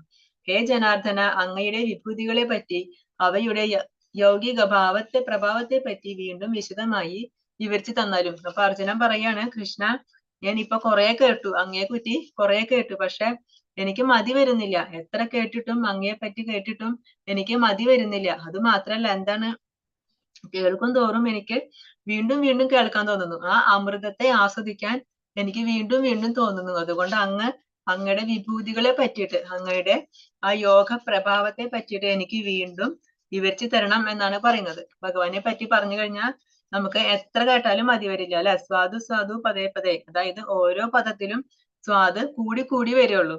നമ്മളിപ്പോ ഒരു സിനിമ കാണാൻ പോയി എന്ന് വിചാരിക്കുക. ഒരു സിനിമ ഒരു വട്ടം കണ്ടു, 2 വട്ടം കണ്ടു, 3 വട്ടം കണ്ടു കഴിഞ്ഞാൽ നമുക്കത് മടുക്കും. 4ാമത്തെ വട്ടം പിന്നെ നമ്മൾ കാണേ ഇല്ല. നമുക്ക് മടുപ്പ് വരും. പക്ഷെ നമുക്ക് ഭഗവാന്റെ കഥകൾ അങ്ങനെയാണോ?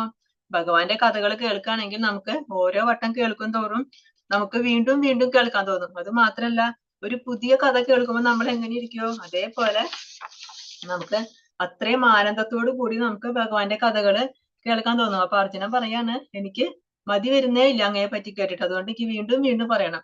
അങ്ങയുടെ വിഭൂതികളെ പറ്റിയിട്ട് എനിക്കറിയണം. അപ്പൊ അതൊക്കെ എനിക്ക് വീണ്ടും വീണ്ടും പറഞ്ഞു തരണം എന്നാണ് ഭഗവാന്റെ അടുത്ത് അർജുനൻ പറയുന്നത്. ശ്രീ ഭഗവാനുവാച ഹന്തധേ കഥയിഷ്യാമി ദിവ്യാഹ്യാത്മ്യവിഭൂതയഃ പ്രാധാന്യത കുരു ശ്രേഷ്ഠ നാസ്ത്യന്തോ വിസ്തരസ്യ മേ. അപ്പൊ അതിനെന്താ ഭഗവാൻ മറുപടി പറഞ്ഞത്? ഭഗവാൻ പറഞ്ഞു, അർജുന, ഭാസുരങ്ങളായ എന്റെ വിഭൂതികളെ പറ്റി ഞാൻ ഇനി പറഞ്ഞു തരാം. പ്രാധാന്യമുള്ളവയെ പറ്റി മാത്രം. വിസ്തരിക്കുകയാണെങ്കിൽ അവയ്ക്ക് അവസാനം ഉണ്ടാവില്ല. അപ്പൊ ഭഗവാൻ പറഞ്ഞു, അർജുന, എന്റെ വിഭൂതികളെ പറ്റി ഞാൻ പറഞ്ഞു തരാം. പക്ഷെ അതില് പ്രധാനപ്പെട്ടത് മാത്രം ഞാൻ പറഞ്ഞു തരാം. അല്ലാതെ ഇതിനെ വിസ്തരിച്ച് പറയുകയാണെങ്കിൽ അതിനെ ഒരിക്കലും അവസാനം ഉണ്ടായിരിക്കില്ല. കാരണം ഭഗവാന്റെ വിഭൂതികൾക്ക് അവസാനമില്ല. ഇതെനിക്ക് പറഞ്ഞു തീർക്കാനായിട്ട് എനിക്ക് സാധിക്കില്ല. അപ്പൊ വളരെ പ്രധാനപ്പെട്ട കുറച്ച് കാര്യങ്ങൾ മാത്രം ഞാൻ നിനക്ക് പറഞ്ഞു തരാം. അങ്ങനെ ഭഗവാന്റെ വിഭൂതികളെ പറ്റിയിട്ട് അർജുനന് പറഞ്ഞു കൊടുക്കാണ്. അഹമാത്മാ ഗുഡാകേശ സർവഭൂതാശയസ്ഥിതഃ അഹമാദിശ്ച മദ്യം ച ഭൂതാനാമന്ത ഏവ ച. ഹേ അർജുന, ജീവജാലങ്ങളുടെ എല്ലാം ഹൃദയത്തിൽ സ്ഥിതി ചെയ്യുന്ന പരമാത്മാവാണ് ഞാൻ. അവയുടെ തുടക്കവും മധ്യവും അവസാനവും ഞാനാകുന്നു. അപ്പൊ ഭഗവാൻ പറഞ്ഞു തുടങ്ങാണ്, ഈ ജീവജാലങ്ങൾ ഉണ്ടല്ലോ, ആ ജീവജാലങ്ങളിലൊക്കെ ഹൃദയത്തില് ഇരിക്കുന്ന പരമാത്മാവ് ഞാനാണ്. എല്ലാ ജീവികളുടെയും, എല്ലാ ജീവജാലങ്ങളുടെയും ഹൃദയത്തിൽ ആരാ ഇരിക്കുന്നത്? പരമാത്മാവായിട്ട് ഞാനാണ് ഇരിക്കുന്നത്. അവയുടെ തുടക്കവും മധ്യവും അവസാനവും ഞാനാകുന്നു. അതിന്റെ ഓരോ ജീവാത്മാവിന്റെയും അതുപോലെ ഈ ഭൗതിക ലോകങ്ങളുടെയും എല്ലാത്തിന്റെയും ആവട്ടെ അതിന്റെ തുടക്കം എന്താണ്? അത് ഞാനാണ്. ഇനി മദ്യം, അതായത് അതിന്റെ നിലനിൽപ്പ്, ആ നശിക്കുന്നത് വരെയുള്ള ആ നിലനിന്ന് പോകുന്ന ആ നിലനിൽപ്പ്, അതാണ് മധ്യഭാഗം. ആ മദ്യവും അതും ഞാനാണ്. പിന്നെ അതിന്റെ അവസാനം, അതിന്റെ നാശം, ഇതും ഞാനാണ്. ഈ എല്ലാ ജീവജാലങ്ങളുടെയും ഹൃദയത്തില് ഞാനുണ്ട് പരമാത്മാവായിട്ട്. ആ ഞാൻ തന്നെയാണ് ആ ജീവജാലങ്ങളുടെ ഒക്കെ തുടക്കവും മധ്യവും അവയുടെ ഒക്കെ അവസാനവും ഒക്കെ ഞാൻ തന്നെയാണ്. പിന്നെന്താ പറയുന്നത്? ആദിത്യന്മാരുടെ കൂട്ടത്തിൽ വിഷ്ണുവും, ജ്യോതിസുകളിൽ ദീപ്തിമത്തായ സൂര്യനും, മരുത്തുക്കളിൽ മരീചിയും, നക്ഷത്രങ്ങളിൽ ചന്ദ്രനുമാണ് ഞാൻ. ഈ ആദിത്യന്മാരെ 12 ആദിത്യന്മാരുണ്ട്. ആ ആദിത്യന്മാരിലെ ഏറ്റവും പ്രധാനി ആരാണ്? വിഷ്ണു. ആ ആദിത്യന്മാരിലെ വിഷ്ണു ഞാനാണ്. പിന്നെ എന്താണ്? ജ്യോതിസുകള്. ജ്യോതിസുകളിൽ ആരാണ്? ഞാൻ സൂര്യനാണ്. എന്താണ് ജ്യോതിസ് എന്ന് പറയുന്നത്? പ്രകാശിക്കുന്നത്, അതായത് മറ്റുള്ളവർക്ക് പ്രകാശം കൊടുക്കുന്ന, ആ പ്രകാശിപ്പിക്കുന്നത്, അതാണ് ജ്യോതിസ്. ആ ജ്യോതിസുകളിൽ ഞാൻ ആരാണ്? സൂര്യനാണ്. ഏറ്റവും പ്രകാശമുള്ള, ഈ ലോകം മുഴുവൻ പ്രകാശം നൽകുന്ന ആ സൂര്യൻ ഞാനാണ്. പിന്നെ മരുത്തുക്കളിൽ മരീചി ഞാനാണ്. മരുത്തുക്കൾ എന്ന് പറഞ്ഞിട്ട് 49 പേരുണ്ട്. ഈ 49 പേരുടെ ലീഡറാണ് മരീചി. ആ മരുത്തുക്കളിലെ മരീചി ഞാനാണ്. പിന്നെ നക്ഷത്രങ്ങളിൽ ഞാൻ ആരാണ്? നക്ഷത്രങ്ങളില് ചന്ദ്രനാണ്. ചന്ദ്രനെ എന്തുകൊണ്ട് നക്ഷത്രം എന്ന് പറയുന്നത്? രാത്രിയിൽ പ്രകാശം നൽകുന്നതാണ് നക്ഷത്രങ്ങള്. ആ ചന്ദ്രനും രാത്രിയല്ലേ പ്രകാശിക്കുന്നത്? അതുകൊണ്ട് ഭഗവത്ഗീതയില് ചന്ദ്രന് നക്ഷത്രമായിട്ടാണ് പറയുന്നത്. ആ നക്ഷത്രങ്ങളിൽ ചന്ദ്രനാണ് ഞാൻ. പിന്നെന്താ? വേദങ്ങളിൽ സാമവേദം, ദേവന്മാരിൽ ഇന്ദ്രനും, ഇന്ദ്രിയങ്ങളിൽ മനസ്സും, ജീവഗണങ്ങളിൽ ജീവചൈതന്യവും അഥവാ അവബോധവുമാണ് ഞാൻ. അപ്പൊ വേദങ്ങളിൽ സാമവേദാണ് ഞാൻ. എന്താ സാമവേദത്തിന് പ്രത്യേകത? സാമവേദത്തിലാണ് എല്ലാ ദേവന്മാരെയും കുറിച്ചുള്ള സ്തുതികളൊക്കെ ഉള്ളത്. അപ്പൊ അതുകൊണ്ട് ആ സാമവേദാണ് വേദങ്ങളിൽ ഞാൻ. പിന്നെ ദേവന്മാരില് ഞാൻ ആരാണ്? ഇന്ദ്രനാണ്. ദേവന്മാരുടെ ഒക്കെ രാജാവ് ഇന്ദ്രനാണ് അല്ലെ? ആ ഇന്ദ്രനാണ് ഞാൻ. പിന്നെ ഇന്ദ്രിയങ്ങളിൽ ഞാൻ മനസ്സാണ്. നമുക്ക് എത്ര ഇന്ദ്രിയങ്ങളുണ്ട്? 5 ജ്ഞാനേന്ദ്രിയങ്ങളുണ്ട്, 5 കർമ്മേന്ദ്രിയങ്ങളുണ്ട്. പിന്നെ 11ാമത്തെ ഇന്ദ്രിയമാണ് മനസ്സ്. കണ്ണ്, മൂക്ക്, നാക്ക്, ചെവി, ത്വക്ക്, ഇതാണ് 5 ജ്ഞാനേന്ദ്രിയങ്ങള്. പിന്നെ 5 കർമ്മേന്ദ്രിയങ്ങള്. വാക്ക്, പാദം, പാണി, പായു, ഉപസ്ഥം, ഇതാണ് 5 കർമ്മേന്ദ്രിയങ്ങള്. ഈ 5 ജ്ഞാനേന്ദ്രിയങ്ങളും 5 കർമ്മേന്ദ്രിയങ്ങളും കൂടാതെ 11ാമത്തെ ഇന്ദ്രിയായിട്ടാണ് മനസ്സിനെ പറയുന്നത്. ഈ മനസ്സാണ് ഈ 10 ഇന്ദ്രിയങ്ങളെയും നിയന്ത്രിക്കുന്നത്. അതുകൊണ്ട് ഇന്ദ്രിയങ്ങളിൽ ടോപ്പ് ആരാണ്? മനസ്സ്. ആ ഇന്ദ്രിയങ്ങളിൽ മനസ്സ് ഞാനാണെന്നാണ് ഭഗവാൻ പറയുന്നത്. പിന്നെ ജീവഗണങ്ങളിൽ എന്താണ്? ജീവചൈതന്യം. ഈ ജീവഗണങ്ങളിലെ ആ അവബോധം, അവരുടെ ആ ചൈതന്യം, അതും ഞാൻ തന്നെയാണ്. രുദ്രന്മാരിൽ വെച്ച് ശിവനാണ് ഞാൻ. യക്ഷരാക്ഷസരിൽ കുബേരനും, വസുക്കളിൽ അഗ്നിയും, പർവ്വതങ്ങളിൽ മേരുവുമാണ് ഞാൻ. രുദ്രന്മാര് എത്ര പേരുണ്ട്? 11 ഏകാദശ രുദ്രന്മാര്. 11 രുദ്രന്മാരുണ്ട്. ആ രുദ്രന്മാരിൽ ആരാണ്? ഞാൻ ശിവനാണ്. പിന്നെ യക്ഷരാക്ഷസരിൽ കുബേരൻ. ഈ യക്ഷന്മാരുടെ രാജാവാണ് കുബേരൻ. ആ യക്ഷരാക്ഷസരിൽ ഞാൻ കുബേരനാണ്. പിന്നെ വസ്തുക്കളിൽ ഞാനാണ് അഗ്നിയാണ്. 8 വസ്തുക്കളുണ്ട്. അതിലെ അഗ്നിയാണ് ഞാൻ. പർവ്വതങ്ങളിൽ ഞാൻ മേരുവാണ്. മേരുപർവ്വതം ഈ പല ജ്യോതിർഗോളങ്ങൾ ഇങ്ങനെ കറങ്ങിക്കൊണ്ടിരിക്കുന്നുണ്ടല്ലോ. ഇതൊക്കെ കറങ്ങുന്നത് മേരുവിനെ ആധാരമാക്കിയിട്ടാണ്. മേരുപർവ്വതത്തെ ആധാരമാക്കിയിട്ടാണ് കറങ്ങുന്നത്. അതുകൊണ്ടാണ് മേരു പർവ്വതത്തിന് ഇത്ര ഇമ്പോർട്ടൻസ്. ആ പർവ്വതങ്ങളിൽ ഞാൻ മേരുവാണെന്നാണ് ഭഗവാൻ പറയുന്നത്. പിന്നെ ഹേ അർജുന, പുരോഹിതന്മാരിൽ പ്രധാനിയായ ബൃഹസ്പതിയും സേനാധിപരിൽ കാർത്തികേയനുമാണ് ഞാൻ. ജലാശയങ്ങളിൽ സമുദ്രവും ഞാൻ തന്നെ. പുരോഹിതന്മാരിൽ ഞാൻ ആരാണ്? ബൃഹസ്പതി. ബൃഹസ്പതിയാണ് ദേവന്മാരുടെ ഒക്കെ ഗുരു. ദേവന്മാരുടെ ഗുരുവാണ് ബൃഹസ്പതി. ആ ബൃഹസ്പതിയാണ് ഞാൻ പുരോഹിതന്മാരിൽ. പിന്നെ സേനാധിപരിൽ കാർത്തികേയൻ. കാർത്തികേയനാണ് എല്ലാ ദേവന്മാരുടെയും സേനാനായകൻ. ആ സേനാനായകരിൽ ഞാൻ കാർത്തികേയനാണ്. പിന്നെ ജലാശയങ്ങളിൽ ഞാൻ സമുദ്രമാണ്. ജലാശയങ്ങൾ എന്ന് പറഞ്ഞാൽ ഇളകിക്കൊണ്ടിരിക്കുന്നത്. അതിലെ ഏറ്റവും വലുതാണ് സമുദ്രം. അപ്പൊ ജലാശയങ്ങളിൽ ഞാൻ ആരാണ്? സമുദ്രമാണ്. മഹർഷികളിൽ ഭൃഗുവും, സ്പന്ദനങ്ങളിൽ അഭൗതികമായ ഓംകാരവും, യജ്ഞങ്ങളിൽ തിരുനാമജപവും, സ്ഥാവരങ്ങളിൽ ഹിമാലയവുമാണ് ഞാൻ. മഹർഷിമാരിൽ ഞാൻ ആരാണ്? ഭൃഗുവാണ്. ഭൃഗു മഹർഷിയാണ് ഏറ്റവും പ്രധാനി മഹർഷിമാരിൽ. ആ മഹർഷിമാരിൽ ഞാനാണ് ഭൃഗു. പിന്നെ സ്പന്ദനങ്ങളിൽ, അതായത് വാക്കുകളിൽ, ആ വാക്കുകളിൽ ഞാൻ ആരാണ്? ഓം. ഓംകാരമില്ലാതെ ഒരു മന്ത്രവും ഉച്ചരിക്കാൻ പറ്റില്ല, നിലനിൽപ്പില്ല അല്ലെ? അപ്പൊ ആ ഓംകാരം ഞാനാണ്. പിന്നെ യജ്ഞങ്ങളിൽ ഞാൻ ആരാണ്? ഞാൻ തിരുനാമജപമാണ്. യജ്ഞാനാം ജപ യജ്ഞോസ്മി, യജ്ഞങ്ങളിൽ ഞാൻ തിരുനാമജപാണ്. പിന്നെ സ്ഥാവരങ്ങളിൽ, അതായത് ചലിക്കാതെ നിൽക്കുന്നത്, ആ സ്ഥാവരങ്ങളിൽ ഞാൻ ഹിമാലയമാണ്. ഏറ്റവും വലുതാണ് ഹിമാലയം. അപ്പൊ ആ സ്ഥാവരങ്ങളിൽ ഞാൻ ഹിമാലയമാണ്.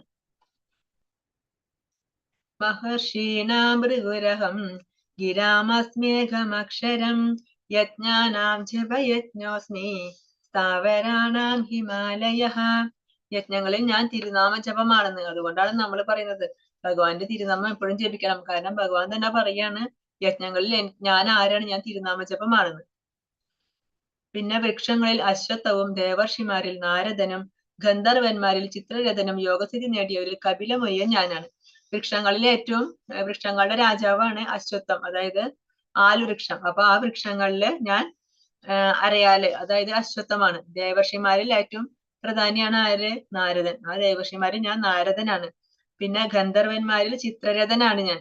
യോഗസ്ഥിതി നേടിയ യോഗികളില് ഞാൻ ആരാണ്? കപിലമുനിയാണ്. കപിലമുനി ഭഗവാന്റെ തന്നെ ഒരു അംശാവതാരമാണ്. ഇനി അശ്വങ്ങളിൽ ഞാൻ ഉച്ചൈശ്രവസ്സാണ്. ഉച്ചൈശ്രവസ് എങ്ങനെ ഉണ്ടായത്? അമൃതം കടഞ്ഞ കഥയൊക്കെ അറിയില്ലേ എല്ലാവർക്കും? അങ്ങനെ അമൃതം കടയുന്ന ആ സമയത്ത് ആ സമുദ്രത്തിൽ നിന്ന് വന്നതാണ് ഉച്ചൈശ്രവസ് എന്ന് പറയുന്ന ആ കുതിര. അത് അശ്വങ്ങളിൽ ഏറ്റവും, ആ ഇന്ദ്രന്റെ കുതിരയാണ് അത്. ആ അശ്വങ്ങളിൽ ഏറ്റവും ഉത്തമനായ ഈ ഉച്ചൈശ്രവസ്. അതുകൊണ്ട് ഭഗവാൻ പറയാണ് അശ്വങ്ങളിൽ ഞാൻ ഉച്ചൈശ്രവസ്സാണ്. ഇനി ആനകളിൽ ഇന്ദ്രവാഹനമായ ഐരാവതം, മനുഷ്യരിൽ രാജാവുമാണ് ഞാൻ. ആ ആനകളിലെ ഇന്ദ്രന്റെ വാഹനമായ ഐരാവതം, വെളുത്ത ആന, ആ ആനയാണ് ഞാൻ. പിന്നെ മനുഷ്യരിൽ ഞാൻ ആരാണ്? രാജാവ്. ഏറ്റവും വലിയ ആളാണ് രാജാവ് അല്ലെ മനുഷ്യരില്. ആ മനുഷ്യരിൽ ഞാൻ രാജാവാണ്. ആയുധങ്ങളിൽ വെച്ച് വജ്രവും, പശുക്കളിൽ സുരഭിയും, ജനനഹേതുക്കളിൽ കാമദേവനും, സർപ്പങ്ങളിൽ വാസുകിയും ഞാൻ തന്നെ. ആയുധങ്ങളിൽ വജ്രം, എല്ലാ ആസുരികമായ ശക്തികളെയും നശിപ്പിക്കുന്ന ആയുധമാണ് വജ്രായുധം. ആ വജ്രായുധമാണ് ആയുധങ്ങളിൽ ഞാൻ. പിന്നെ പശുക്കളിൽ ഞാൻ ആരാണ്? സുരഭി പശുവാണ്. സുരഭി പശു എന്ന് വെച്ചാൽ എപ്പോഴും പാല് ചുരത്തിക്കൊണ്ടേയിരിക്കും. ആ സുരഭി പശു ഞാനാണ്. പിന്നെ ജനനഹേതു, ആ പുത്രോത്പാദനത്തിന് കാരണമാകുന്ന ആ ജനനഹേതുക്കളിൽ ഞാൻ ആരാണ്? ഞാൻ കാമദേവനാണ്. പിന്നെ സർപ്പങ്ങളിൽ ഞാൻ വാസുകിയാണ്. വാസുകിയാണ് വാസുകിയുടെ ശിരസിൽ ഒരു വിശിഷ്ട രത്നമുണ്ട്. അതുകൊണ്ട് വാസുകി സർപ്പങ്ങളിൽ ഏറ്റവും പ്രധാനിയാണ്. ആ സർപ്പങ്ങളിൽ ഞാൻ വാസുകിയാണ്. പിന്നെ അനേക ഫണങ്ങളോട് കൂടിയ നാഗങ്ങളിൽ അനന്തനാണ് ഞാൻ. ജലജീവികളിൽ വരുണൻ, പിതൃക്കളിൽ അര്യമാവ്, ശിക്ഷകരിൽ മൃത്യുദേവതയായ യമനും ഞാനാണ്. നാഗങ്ങളിൽ ഞാൻ ആരാണ്? നാഗങ്ങളിൽ അനന്തൻ. ഏറ്റവും വലിയ നാഗാണ് അനന്തൻ. അപ്പൊ നാഗങ്ങളിൽ ഞാൻ അനന്തനാണ്. പിന്നെ ജലജീവികളിൽ വരുണൻ, ജലജീവികളിലൊക്കെ അധിപനാണ് വരുണദേവൻ. ആ ജലജീവികളിൽ ഞാൻ വരുണനാണ്. പിതൃക്കളിൽ ഞാൻ ആരാണ്? അര്യമാവ്. പിതൃക്കളുടെ ആ ലീഡർ അര്യമാവാണ്. ആ പിതൃക്കളിൽ ഞാനാണ് അര്യമാവ്. പിന്നെ ശിക്ഷകരിൽ മൃത്യുദേവതയായ യമനും, നമ്മൾ ചെയ്ത കർമ്മങ്ങൾക്ക് ശിക്ഷ നൽകുന്നത്. ആ ശിക്ഷകരിൽ ഞാൻ ആരാണ്? ഞാൻ യമൻ. മൃത്യുശിക്ഷ നൽകുന്ന ആ യമൻ, അത് ഞാനാണ്. ദൈത്യന്മാരിൽ ഞാൻ ഭക്തപ്രഹ്ലാദനാണ്. കീഴ്പ്പെടുത്തുന്നവയിൽ കാലം, വന്യമൃഗങ്ങളിൽ സിംഹം, പക്ഷികളിൽ ഗരുഡനും. ദൈത്യന്മാരിൽ ആരാണ് ഞാൻ?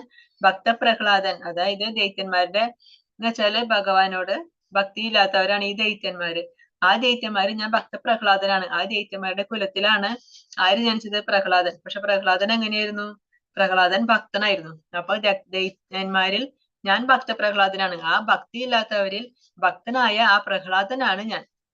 പിന്നെ കീഴ്പ്പെടുത്തുന്നവയിൽ കാലം, കാലത്തെ കീഴ്പ്പെടുത്താനായിട്ട് ആർക്കും സാധിക്കില്ല അല്ലെ? കാലത്തെ മറികടക്കാൻ ആർക്കും സാധിക്കില്ല. അപ്പൊ അതിൽ കാലമാണ് ഞാൻ. കീഴ്പ്പെടുത്തുന്നവയിൽ കാലമാണ് ഞാൻ. പിന്നെ വന്യമൃഗങ്ങളിൽ സിംഹമാണ് ഞാൻ. കാട്ടിലെ മൃഗങ്ങളുടെ രാജാവാണ് സിംഹം. ആ വന്യമൃഗങ്ങളിലെ ഞാൻ സിംഹമാണ്. പക്ഷികളിൽ ഗരുഡൻ. പക്ഷികളുടെ രാജാവ് ആരാണ്? ഗരുഡൻ. ഏറ്റവും വലിയ പക്ഷി ഗരുഡൻ. അപ്പൊ ആ പക്ഷികളിലെ ഞാൻ ഗരുഡനാണ്. ഭഗവാന്റെ മഹാവിഷ്ണുവിന്റെ വാഹനമായ ആ ഗരുഡനാണ് ഞാൻ പക്ഷികളില്. സൃഷ്ടിയുടെ ആദിമ, അന്ത്യ, മധ്യ, അവസാനങ്ങൾ ഞാൻ തന്നെ. അർജുന, ശാസ്ത്രങ്ങളിൽ അധ്യാത്മശാസ്ത്രവും തർക്കശാസ്ത്രങ്ങളിൽ നിർണയ സത്യവുമാണ് ഞാൻ. അപ്പൊ സൃഷ്ടിയുടെ തുടക്കം, ആ സൃഷ്ടിയുടെ മധ്യം, സൃഷ്ടിയുടെ അവസാനം, ഇതൊക്കെ ഞാൻ തന്നെയാണ്. സൃഷ്ടി തുടങ്ങുന്നതും എന്നിൽ നിന്നാണ്, ഉണ്ടാകുന്നത് എന്നിൽ നിന്നാണ്. ആ സൃഷ്ടി നിലനിന്ന് പോകുന്നത് എന്നിലാണ്. ഇനി ഇതൊക്കെ അവസാനിക്കുന്നതോ അതും ഞാൻ തന്നെ. ഇതെല്ലാം ഞാൻ തന്നെയാണ്. പിന്നെ ശാസ്ത്രങ്ങളിൽ ഒരുപാട് ശാസ്ത്രങ്ങളുണ്ട്, ഭൗതികമായിട്ടും ആധ്യാത്മികമായിട്ടും ഒരുപാട് ശാസ്ത്രങ്ങളുണ്ട്. ആ ശാസ്ത്രങ്ങളിലൊക്കെ ഞാൻ ആധ്യാത്മിക ശാസ്ത്രമാണ് ഞാൻ. പിന്നെ തർക്കശാസ്ത്രത്തിൽ ഞാൻ എന്താണ്? നിർണയ സത്യമാണ്. അതായത് വാദിച്ച് ജയിക്കില്ലോ അങ്ങോട്ടും ഇങ്ങോട്ടും പറഞ്ഞ്, അതാണ് തർക്കശാസ്ത്രം. അതിൽ ഞാൻ നിർണയ സത്യമാണ്. അക്ഷരങ്ങളിൽ അകാരവും സമാസങ്ങളിൽ ദ്വന്ദ്വ സമാസവുമാണ് ഞാൻ. അനവസാനമായ കാലവും സൃഷ്ടികർത്താക്കളിൽ ബ്രഹ്മാവും ഞാനാണ്. ഇനി അക്ഷരങ്ങളിൽ ഞാൻ ആരാണ്? ഞാൻ ആകാരം, ആയാണ് ഫസ്റ്റ് ലെറ്റർ. ഈ നമ്മുടെ ഏത് ശബ്ദം പറയുകയാണെങ്കിലും അതിലൊക്കെ ഈ അകാരം ഉണ്ടെന്നാണ് പറയുന്നത്. ആ അക്ഷരങ്ങളിൽ ഞാനാണ് ആ അകാരം. പിന്നെ സമാസങ്ങളിൽ ഞാൻ ദ്വന്ദ്വ സമാസമാണ്. പിന്നെ എന്താണ്? കാലം, ഒരിക്കലും അവസാനമില്ലാത്ത അനവസാനമായ ആ കാലം അതും ഞാനാണ്. സൃഷ്ടികർത്താക്കളിൽ ഞാൻ ആരാണ്? ഞാൻ ബ്രഹ്മാവാണ്. ബ്രഹ്മാവാണ് സകല സൃഷ്ടി നടത്തുന്നത്. അതായത് ഭഗവാന്റെ നിർദ്ദേശം അനുസരിച്ചിട്ട് വിസർഗം എന്ന് പറയും. ആ സൃഷ്ടി നടത്തുന്നത് ബ്രഹ്മാവാണ്. ആ സൃഷ്ടികർത്താക്കളിൽ ഞാൻ ബ്രഹ്മാവാണ്. സർവസംഹാരിയായ മരണവും ഭാവിയുടെ ഉത്ഭവസ്ഥാനവും സ്ത്രീകളിൽ യശസ്, ഭാഗ്യം, സുന്ദരഭക്ഷണം, ഓർമ്മശക്തി, ബുദ്ധി, സ്ഥൈര്യം, ക്ഷമ എന്നിവയും ഞാനാണ്. സർവസംഹാരിയായ, എല്ലാത്തിനെയും സംഹരിക്കുന്നതാണ് മരണം. അല്ലെ? അതിനെ മാറ്റാനായിട്ട് ആർക്കും സാധിക്കില്ല. അതോടുകൂടി തീർന്നു. ആ സർവസംഹാരിയായ, എല്ലാത്തിനെയും നശിപ്പിക്കുന്ന ആ മരണം ഉണ്ടല്ലോ, അതും ഞാൻ തന്നെയാണ്. പിന്നെ ഭാവിയുടെ ഉത്ഭവസ്ഥാനം, അതായത് ഇനിയും ഉണ്ടാവും എന്നുള്ള ആ ഭാവിയുടെ ഉത്ഭവസ്ഥാനം അത് ഞാനാണ്. പിന്നെ സ്ത്രീകളിലെ യശസ്, ഭാഗ്യം, സുന്ദരഭാഷണം, ഓർമ്മശക്തി, ബുദ്ധി, സ്ഥൈര്യം, ക്ഷമ. എന്തുകൊണ്ട് ഇതൊക്കെ പറയുന്നത്? യശസ്, ഭാഗ്യം, സുന്ദരഭാഷണം ഇതൊക്കെ ഒരു സ്ത്രീയുടെ ഗുണങ്ങളാണ് ഈ പറയുന്നത്. സ്ത്രീയുടെ ക്വാളിറ്റീസ് ആണ് യശസ്, ഭാഗ്യം, സുന്ദരമായിട്ടുള്ള സംസാരം, ഓർമ്മശക്തി, ബുദ്ധി, സ്ഥൈര്യം, പിന്നെ ക്ഷമ. ആ സ്ത്രീകളിലുള്ള ഈ ഗുണങ്ങളൊക്കെ ഉണ്ടല്ലോ, ഇതൊക്കെ ഞാനാണെന്നാണ് ഭഗവാൻ പറയുന്നത്. പിന്നെ സാമങ്ങളിൽ ബൃഹത് സാമവും, ഛന്ദസ്സുകളിൽ ഗായത്രി മന്ത്രവും, മാസങ്ങളിൽ മാർഗശീർഷവും, ഋതുക്കളിൽ വസന്തവുമാണ് ഞാൻ. ഇനി സാമവേദ സൂക്തങ്ങളിൽ ഏതാണ് ഞാൻ? ബൃഹത് സാമമാണ് ഞാൻ. അതുപോലെ ഛന്ദസ്സുകളിൽ വെച്ചിട്ട് ഞാൻ ഏറ്റവും പവിത്രമായ ആ ഗായത്രി മന്ത്രമാണ് ഞാൻ. മാസങ്ങളിൽ ഭഗവാൻ ഏറ്റവും ഇഷ്ടപ്പെട്ട മാസമാണ് മാർഗശീർഷ മാസം എന്നാണ് പറയുന്നത്. ആ മാസങ്ങളിൽ ഞാൻ മാർഗശീർഷ മാസമാണ്. പിന്നെ ഋതുക്കളിൽ വസന്തം, ഋതുക്കളിലെ ഏറ്റവും മനോഹരമായിട്ടുള്ളതാണ് വസന്തകാലം. അല്ലെ? പൂക്കളൊക്കെ നിറച്ച് പുഷ്പിച്ച് നിൽക്കുന്ന അത്ര മനോഹരമായിട്ടുള്ള ആ ഒരു കാലം. ആ ഋതുക്കളിൽ ഞാൻ വസന്തവുമാണ്. ഇനി വഞ്ചകരുടെ ചൂതുകളിയും തേജസ്വികളുടെ തേജസ്സും ഞാനാകുന്നു. ജയവും സുദുദ്യമവും ശക്തരുടെ കരുത്തും ഞാൻ തന്നെ. ഇനി വഞ്ചകരുടെ അതിലാണെങ്കിൽ ഞാൻ ആരാണ്? ചൂതുകളിയാണ്. തേജസ്വികളുടെ തേജസ് എന്താണ്? അതും ഞാനാണ്. പിന്നെ ജയവും ഉദ്യമവും, നല്ല ഉദ്യമം, ഒരു കാര്യത്തിലുള്ള നല്ല ഉദ്യമം, അതും ഞാനാണ്. ശക്തരുടെ കരുത്തും ഞാൻ തന്നെയാണ്. വൃഷ്ണികുലത്തിൽ വാസുദേവനും, പാണ്ഡവരിൽ അർജുനനും, മുനികളിൽ വ്യാസനും, ചിന്തകരിൽ ഉശനാകവിയുമാണ് ഞാൻ. വൃഷ്ണികുലത്തിലെ വസുദേവരുടെ പുത്രനായ ആ വാസുദേവൻ അത് ഞാനാണ്. പാണ്ഡവരിൽ അർജുനൻ, പാണ്ഡവരിലെ ഏറ്റവും മികച്ചത് അർജുനനാണ്. അല്ലെ? അതുകൊണ്ടാണ് പാണ്ഡവരിൽ അർജുനൻ ഞാനാണെന്ന് പറയുന്നത്. പിന്നെ മുനികളിൽ ആരാണ്? വ്യാസമുനി. വ്യാസൻ ഭഗവാന്റെ തന്നെ അവതാരമാണ്. ആ മുനികളിൽ വ്യാസൻ ഞാനാണ്. ചിന്തകരിൽ ഉശനാകവിയുമാണ്. ഉശനാകവി എന്ന് പറയുന്നത് ശുക്രാചാര്യര്. ആ ചിന്തകരിൽ ഞാൻ ആ ഉശനാകവിയാണ്. പിന്നെ നിയമരാഹിത്യങ്ങളെ അടിച്ചമർത്തുന്ന പദ്ധതികളിൽ ദണ്ഡം, ശിക്ഷ, വിജയം കാക്ഷിക്കുന്നവരുടെ നീതി എന്നിവയും, ഗോപ്യങ്ങളിൽ മൗനവും, ജ്ഞാനികളുടെ ജ്ഞാനവും ഞാനാണ്. ഭഗവാൻ എന്താ പറയുന്നത്? നിയമരാഹിത്യങ്ങളെ അടിച്ചമർത്തുന്ന പദ്ധതികള്, തെറ്റ് ചെയ്തവർക്ക് ശിക്ഷ കൊടുക്കില്ലേ, അതിൽ ദണ്ഡം, ശിക്ഷ, അതാണ് ഞാൻ. വിജയം കാക്ഷിക്കുന്നവരുടെ അവരുടെ നീതി അത് ഞാനാണ്. പിന്നെ ഗോപ്യങ്ങളിൽ ഏറ്റവും രഹസ്യമായതിൽ മൗനം, അതാണ് ഞാൻ. ജ്ഞാനികളുടെ ആ ജ്ഞാനം, ആ അറിവ്, അതും ഞാനാണ്. അല്ലയോ അർജുന, സർവഭൂതങ്ങളുടെയും ആദി ബീജമാണ് ഞാൻ. ഈ കാണുന്ന സർവഭൂതങ്ങളുടെയും സർവചരാചരങ്ങളുടെയും ആ ആദി ബീജം, അതിനൊക്കെ തുടക്കം എവിടെ നിന്നാണ്? എന്നിൽ നിന്നാണ്. എന്നെ കൂടാതെ ചരാചരങ്ങളിൽ ഒന്നിനും നിലനിൽപ്പില്ല. അപ്പൊ എന്നെ കൂടാതെ ഒന്നിനും നിലനിൽപ്പില്ല. ഇതിന്റെയൊക്കെ തുടക്കം, എല്ലാ ജീവജാലങ്ങളുടെയും എല്ലാ ഭൂതജാലങ്ങളുടെയും ആ ബീജം, ആ തുടക്കം എന്താണ്? എന്നിൽ നിന്നാണ്. നാന്തോസ്തി മമ ദിവ്യാനാം വിഭൂതീനാം പരന്തഭ ഏഷാ തു തേ ശതപ്രോക്തോ വിഭൂതിർവിസ്തരോ മയാ. ശത്രുക്കളെ വിജയിക്കുന്നവനെ എന്റെ ദിവ്യ വിഭൂതികൾക്ക് അവസാനമില്ല. ഞാൻ പറഞ്ഞതാകട്ടെ എന്റെ അനന്തമായ വിഭൂതികളുടെ ഒരു സൂചന മാത്രമാണ്.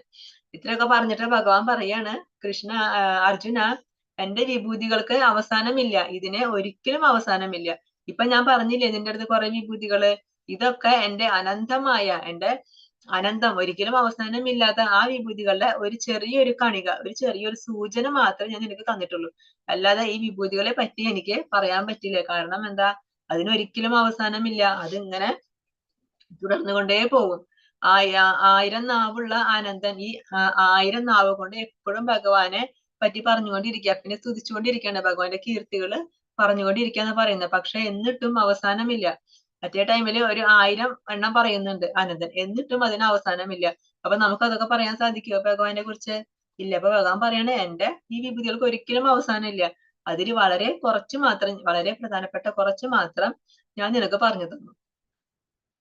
യത് യത് വിഭൂതിമസ്തത്വം ശ്രീമധൂർജിതമേവ വാ തത്തത് ഏവാവഗച്ഛത്വം മമ തേജോംശ സംഭവം. വിഭൂതിമത്തും സുന്ദരവും തേജസ്സുറ്റതുമായ ഏതൊരു സൃഷ്ടിയും എന്റെ തേജസ്സിന്റെ ഒരു കണികയിൽ നിന്ന് ഉത്ഭവിച്ചത് തന്നെ എന്ന് മനസ്സിലാക്കുക. അതായത് തേജസ് ഉള്ളതും സുന്ദരമായതുമായ ഏതൊരു സൃഷ്ടി നോക്കുകയാണെങ്കിലും അതിന്റെ ആ തേജസ്, അതിന്റെ ആ സൗന്ദര്യം, ഇതൊക്കെ എന്റെ ഒരു കണിക, എന്റെ തേജസ്സിന്റെ ഒരു കണിക മാത്രമാണ്. അപ്പൊ ഭഗവാന്റെ തേജസ് എന്തായിരിക്കും? ഇപ്പൊ മയിലിന്റെ നൃത്തം ഭയങ്കര മനോഹരമാണ് അല്ലെ കാണാനായിട്ട്. ആ മയിലിന്റെ നൃത്തം എന്ന് പറയുന്നത് ഭഗവാന്റെ തേജസ്സിന്റെ ഒരു ചെറിയ കണിക മാത്രമാണ്.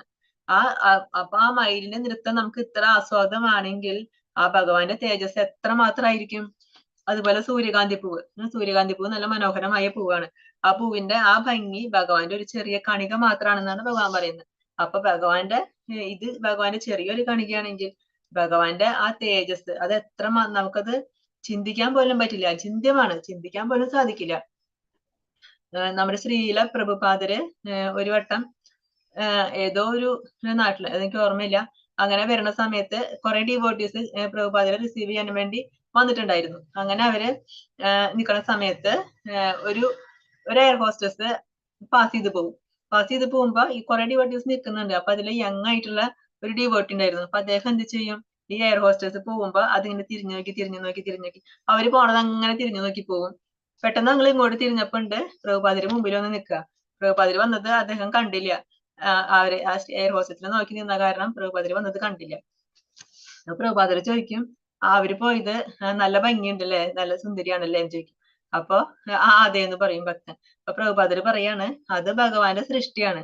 ആ ഭഗവാന്റെ സൃഷ്ടി ഇത്ര മനോഹരമാണെങ്കിൽ ആ സൃഷ്ടിച്ച ഭഗവാൻ എത്ര മനോഹരമായിരിക്കും എന്ന് ഒരു തമാശയിലൂടെ പ്രഭുപാദര് പറഞ്ഞു. അപ്പൊ അതൊരു വലിയ തത്വമാണ് പറഞ്ഞത് അല്ലെ. ആ ഭഗവാന്റെ സൃഷ്ടിയാണ് ഇത് കാണുന്ന ഓരോന്നും. ആ സൃഷ്ടിക്ക് ഇത്രയും സൗന്ദര്യം ഉണ്ടെങ്കിൽ ആ സൃഷ്ടിച്ച ഭഗവാന്റെ സൗന്ദര്യം എന്തായിരിക്കും?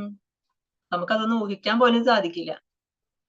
അഥവാ ബഹുനൈതേന കിം ജ്ഞാതേന തവാർജുന ഇഷ്ടവ്യാഹമിതം കൃഷ്ണം ഏകാംശേന സ്ഥിതോ ജഗത്.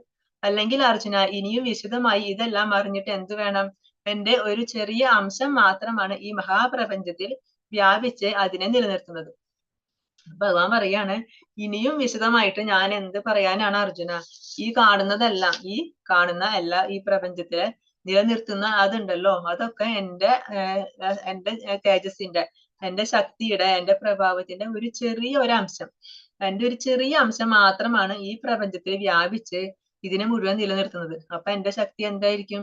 എന്റെ ആ പ്രഭാവം, എന്റെ യോഗ പ്രഭാവം എന്തായിരിക്കും എന്ന് ഭഗവാൻ തന്നെ ചോദിക്കാണ് അർജുനന്റെ അടുത്ത്. അപ്പൊ ഭഗവാന്റെ ശക്തിയുടെ ചെറിയൊരു കണിക കൊണ്ട് ഈ സകല പ്രപഞ്ചത്തെയും ഭഗവാൻ ഇതുപോലെ നിലനിർത്താൻ സാധിക്കും എന്നുണ്ടെങ്കിൽ, ആ ശക്തി പൂർണ്ണമായിട്ട് എടുക്കുകയാണെങ്കിൽ എന്തായിരിക്കും അവസ്ഥ? ആ ഭഗവാന്റെ ആ യോഗ പ്രഭാവം പൂർണ്ണമായിട്ട് എടുക്കുകയാണെങ്കിൽ എന്തായിരിക്കും അവസ്ഥ? നമുക്ക് ചിന്തിക്കാൻ പോലും സാധിക്കില്ല അല്ലെ. അത് തന്നെയാണ് ഭഗവാൻ പറയുന്നത്. ഇതൊന്നും എനിക്ക് പറയാൻ പോലും സാധിക്കില്ല. ഇതിന്റെ ഒരു അംശം, ഞാനൊരു സൂചന മാത്രം തന്നിട്ടുള്ളൂ, അല്ലാതെ ഇതിനെ പൂർണ്ണമായിട്ട് പറയാനും എന്നെ കൊണ്ട് സാധിക്കില്ല. ഹരേ കൃഷ്ണ കൃഷ്ണ കൃഷ്ണ ഹരേ ഹരേ, ഹരേ രാമ രാമ രാമ ഹരേ ഹരേ. വാഞ്ചാകൽപതരുഭ്യശ്ച കൃപാ സിന്ധുഭ്യ ഏവ ച പതിതാനാം പാവനേഭ്യോ वैष्णवेभ्यो नमो नमः। अनंत कोटि वैष्णव भक्तवृंद की जय। श्रील प्रभुपाद की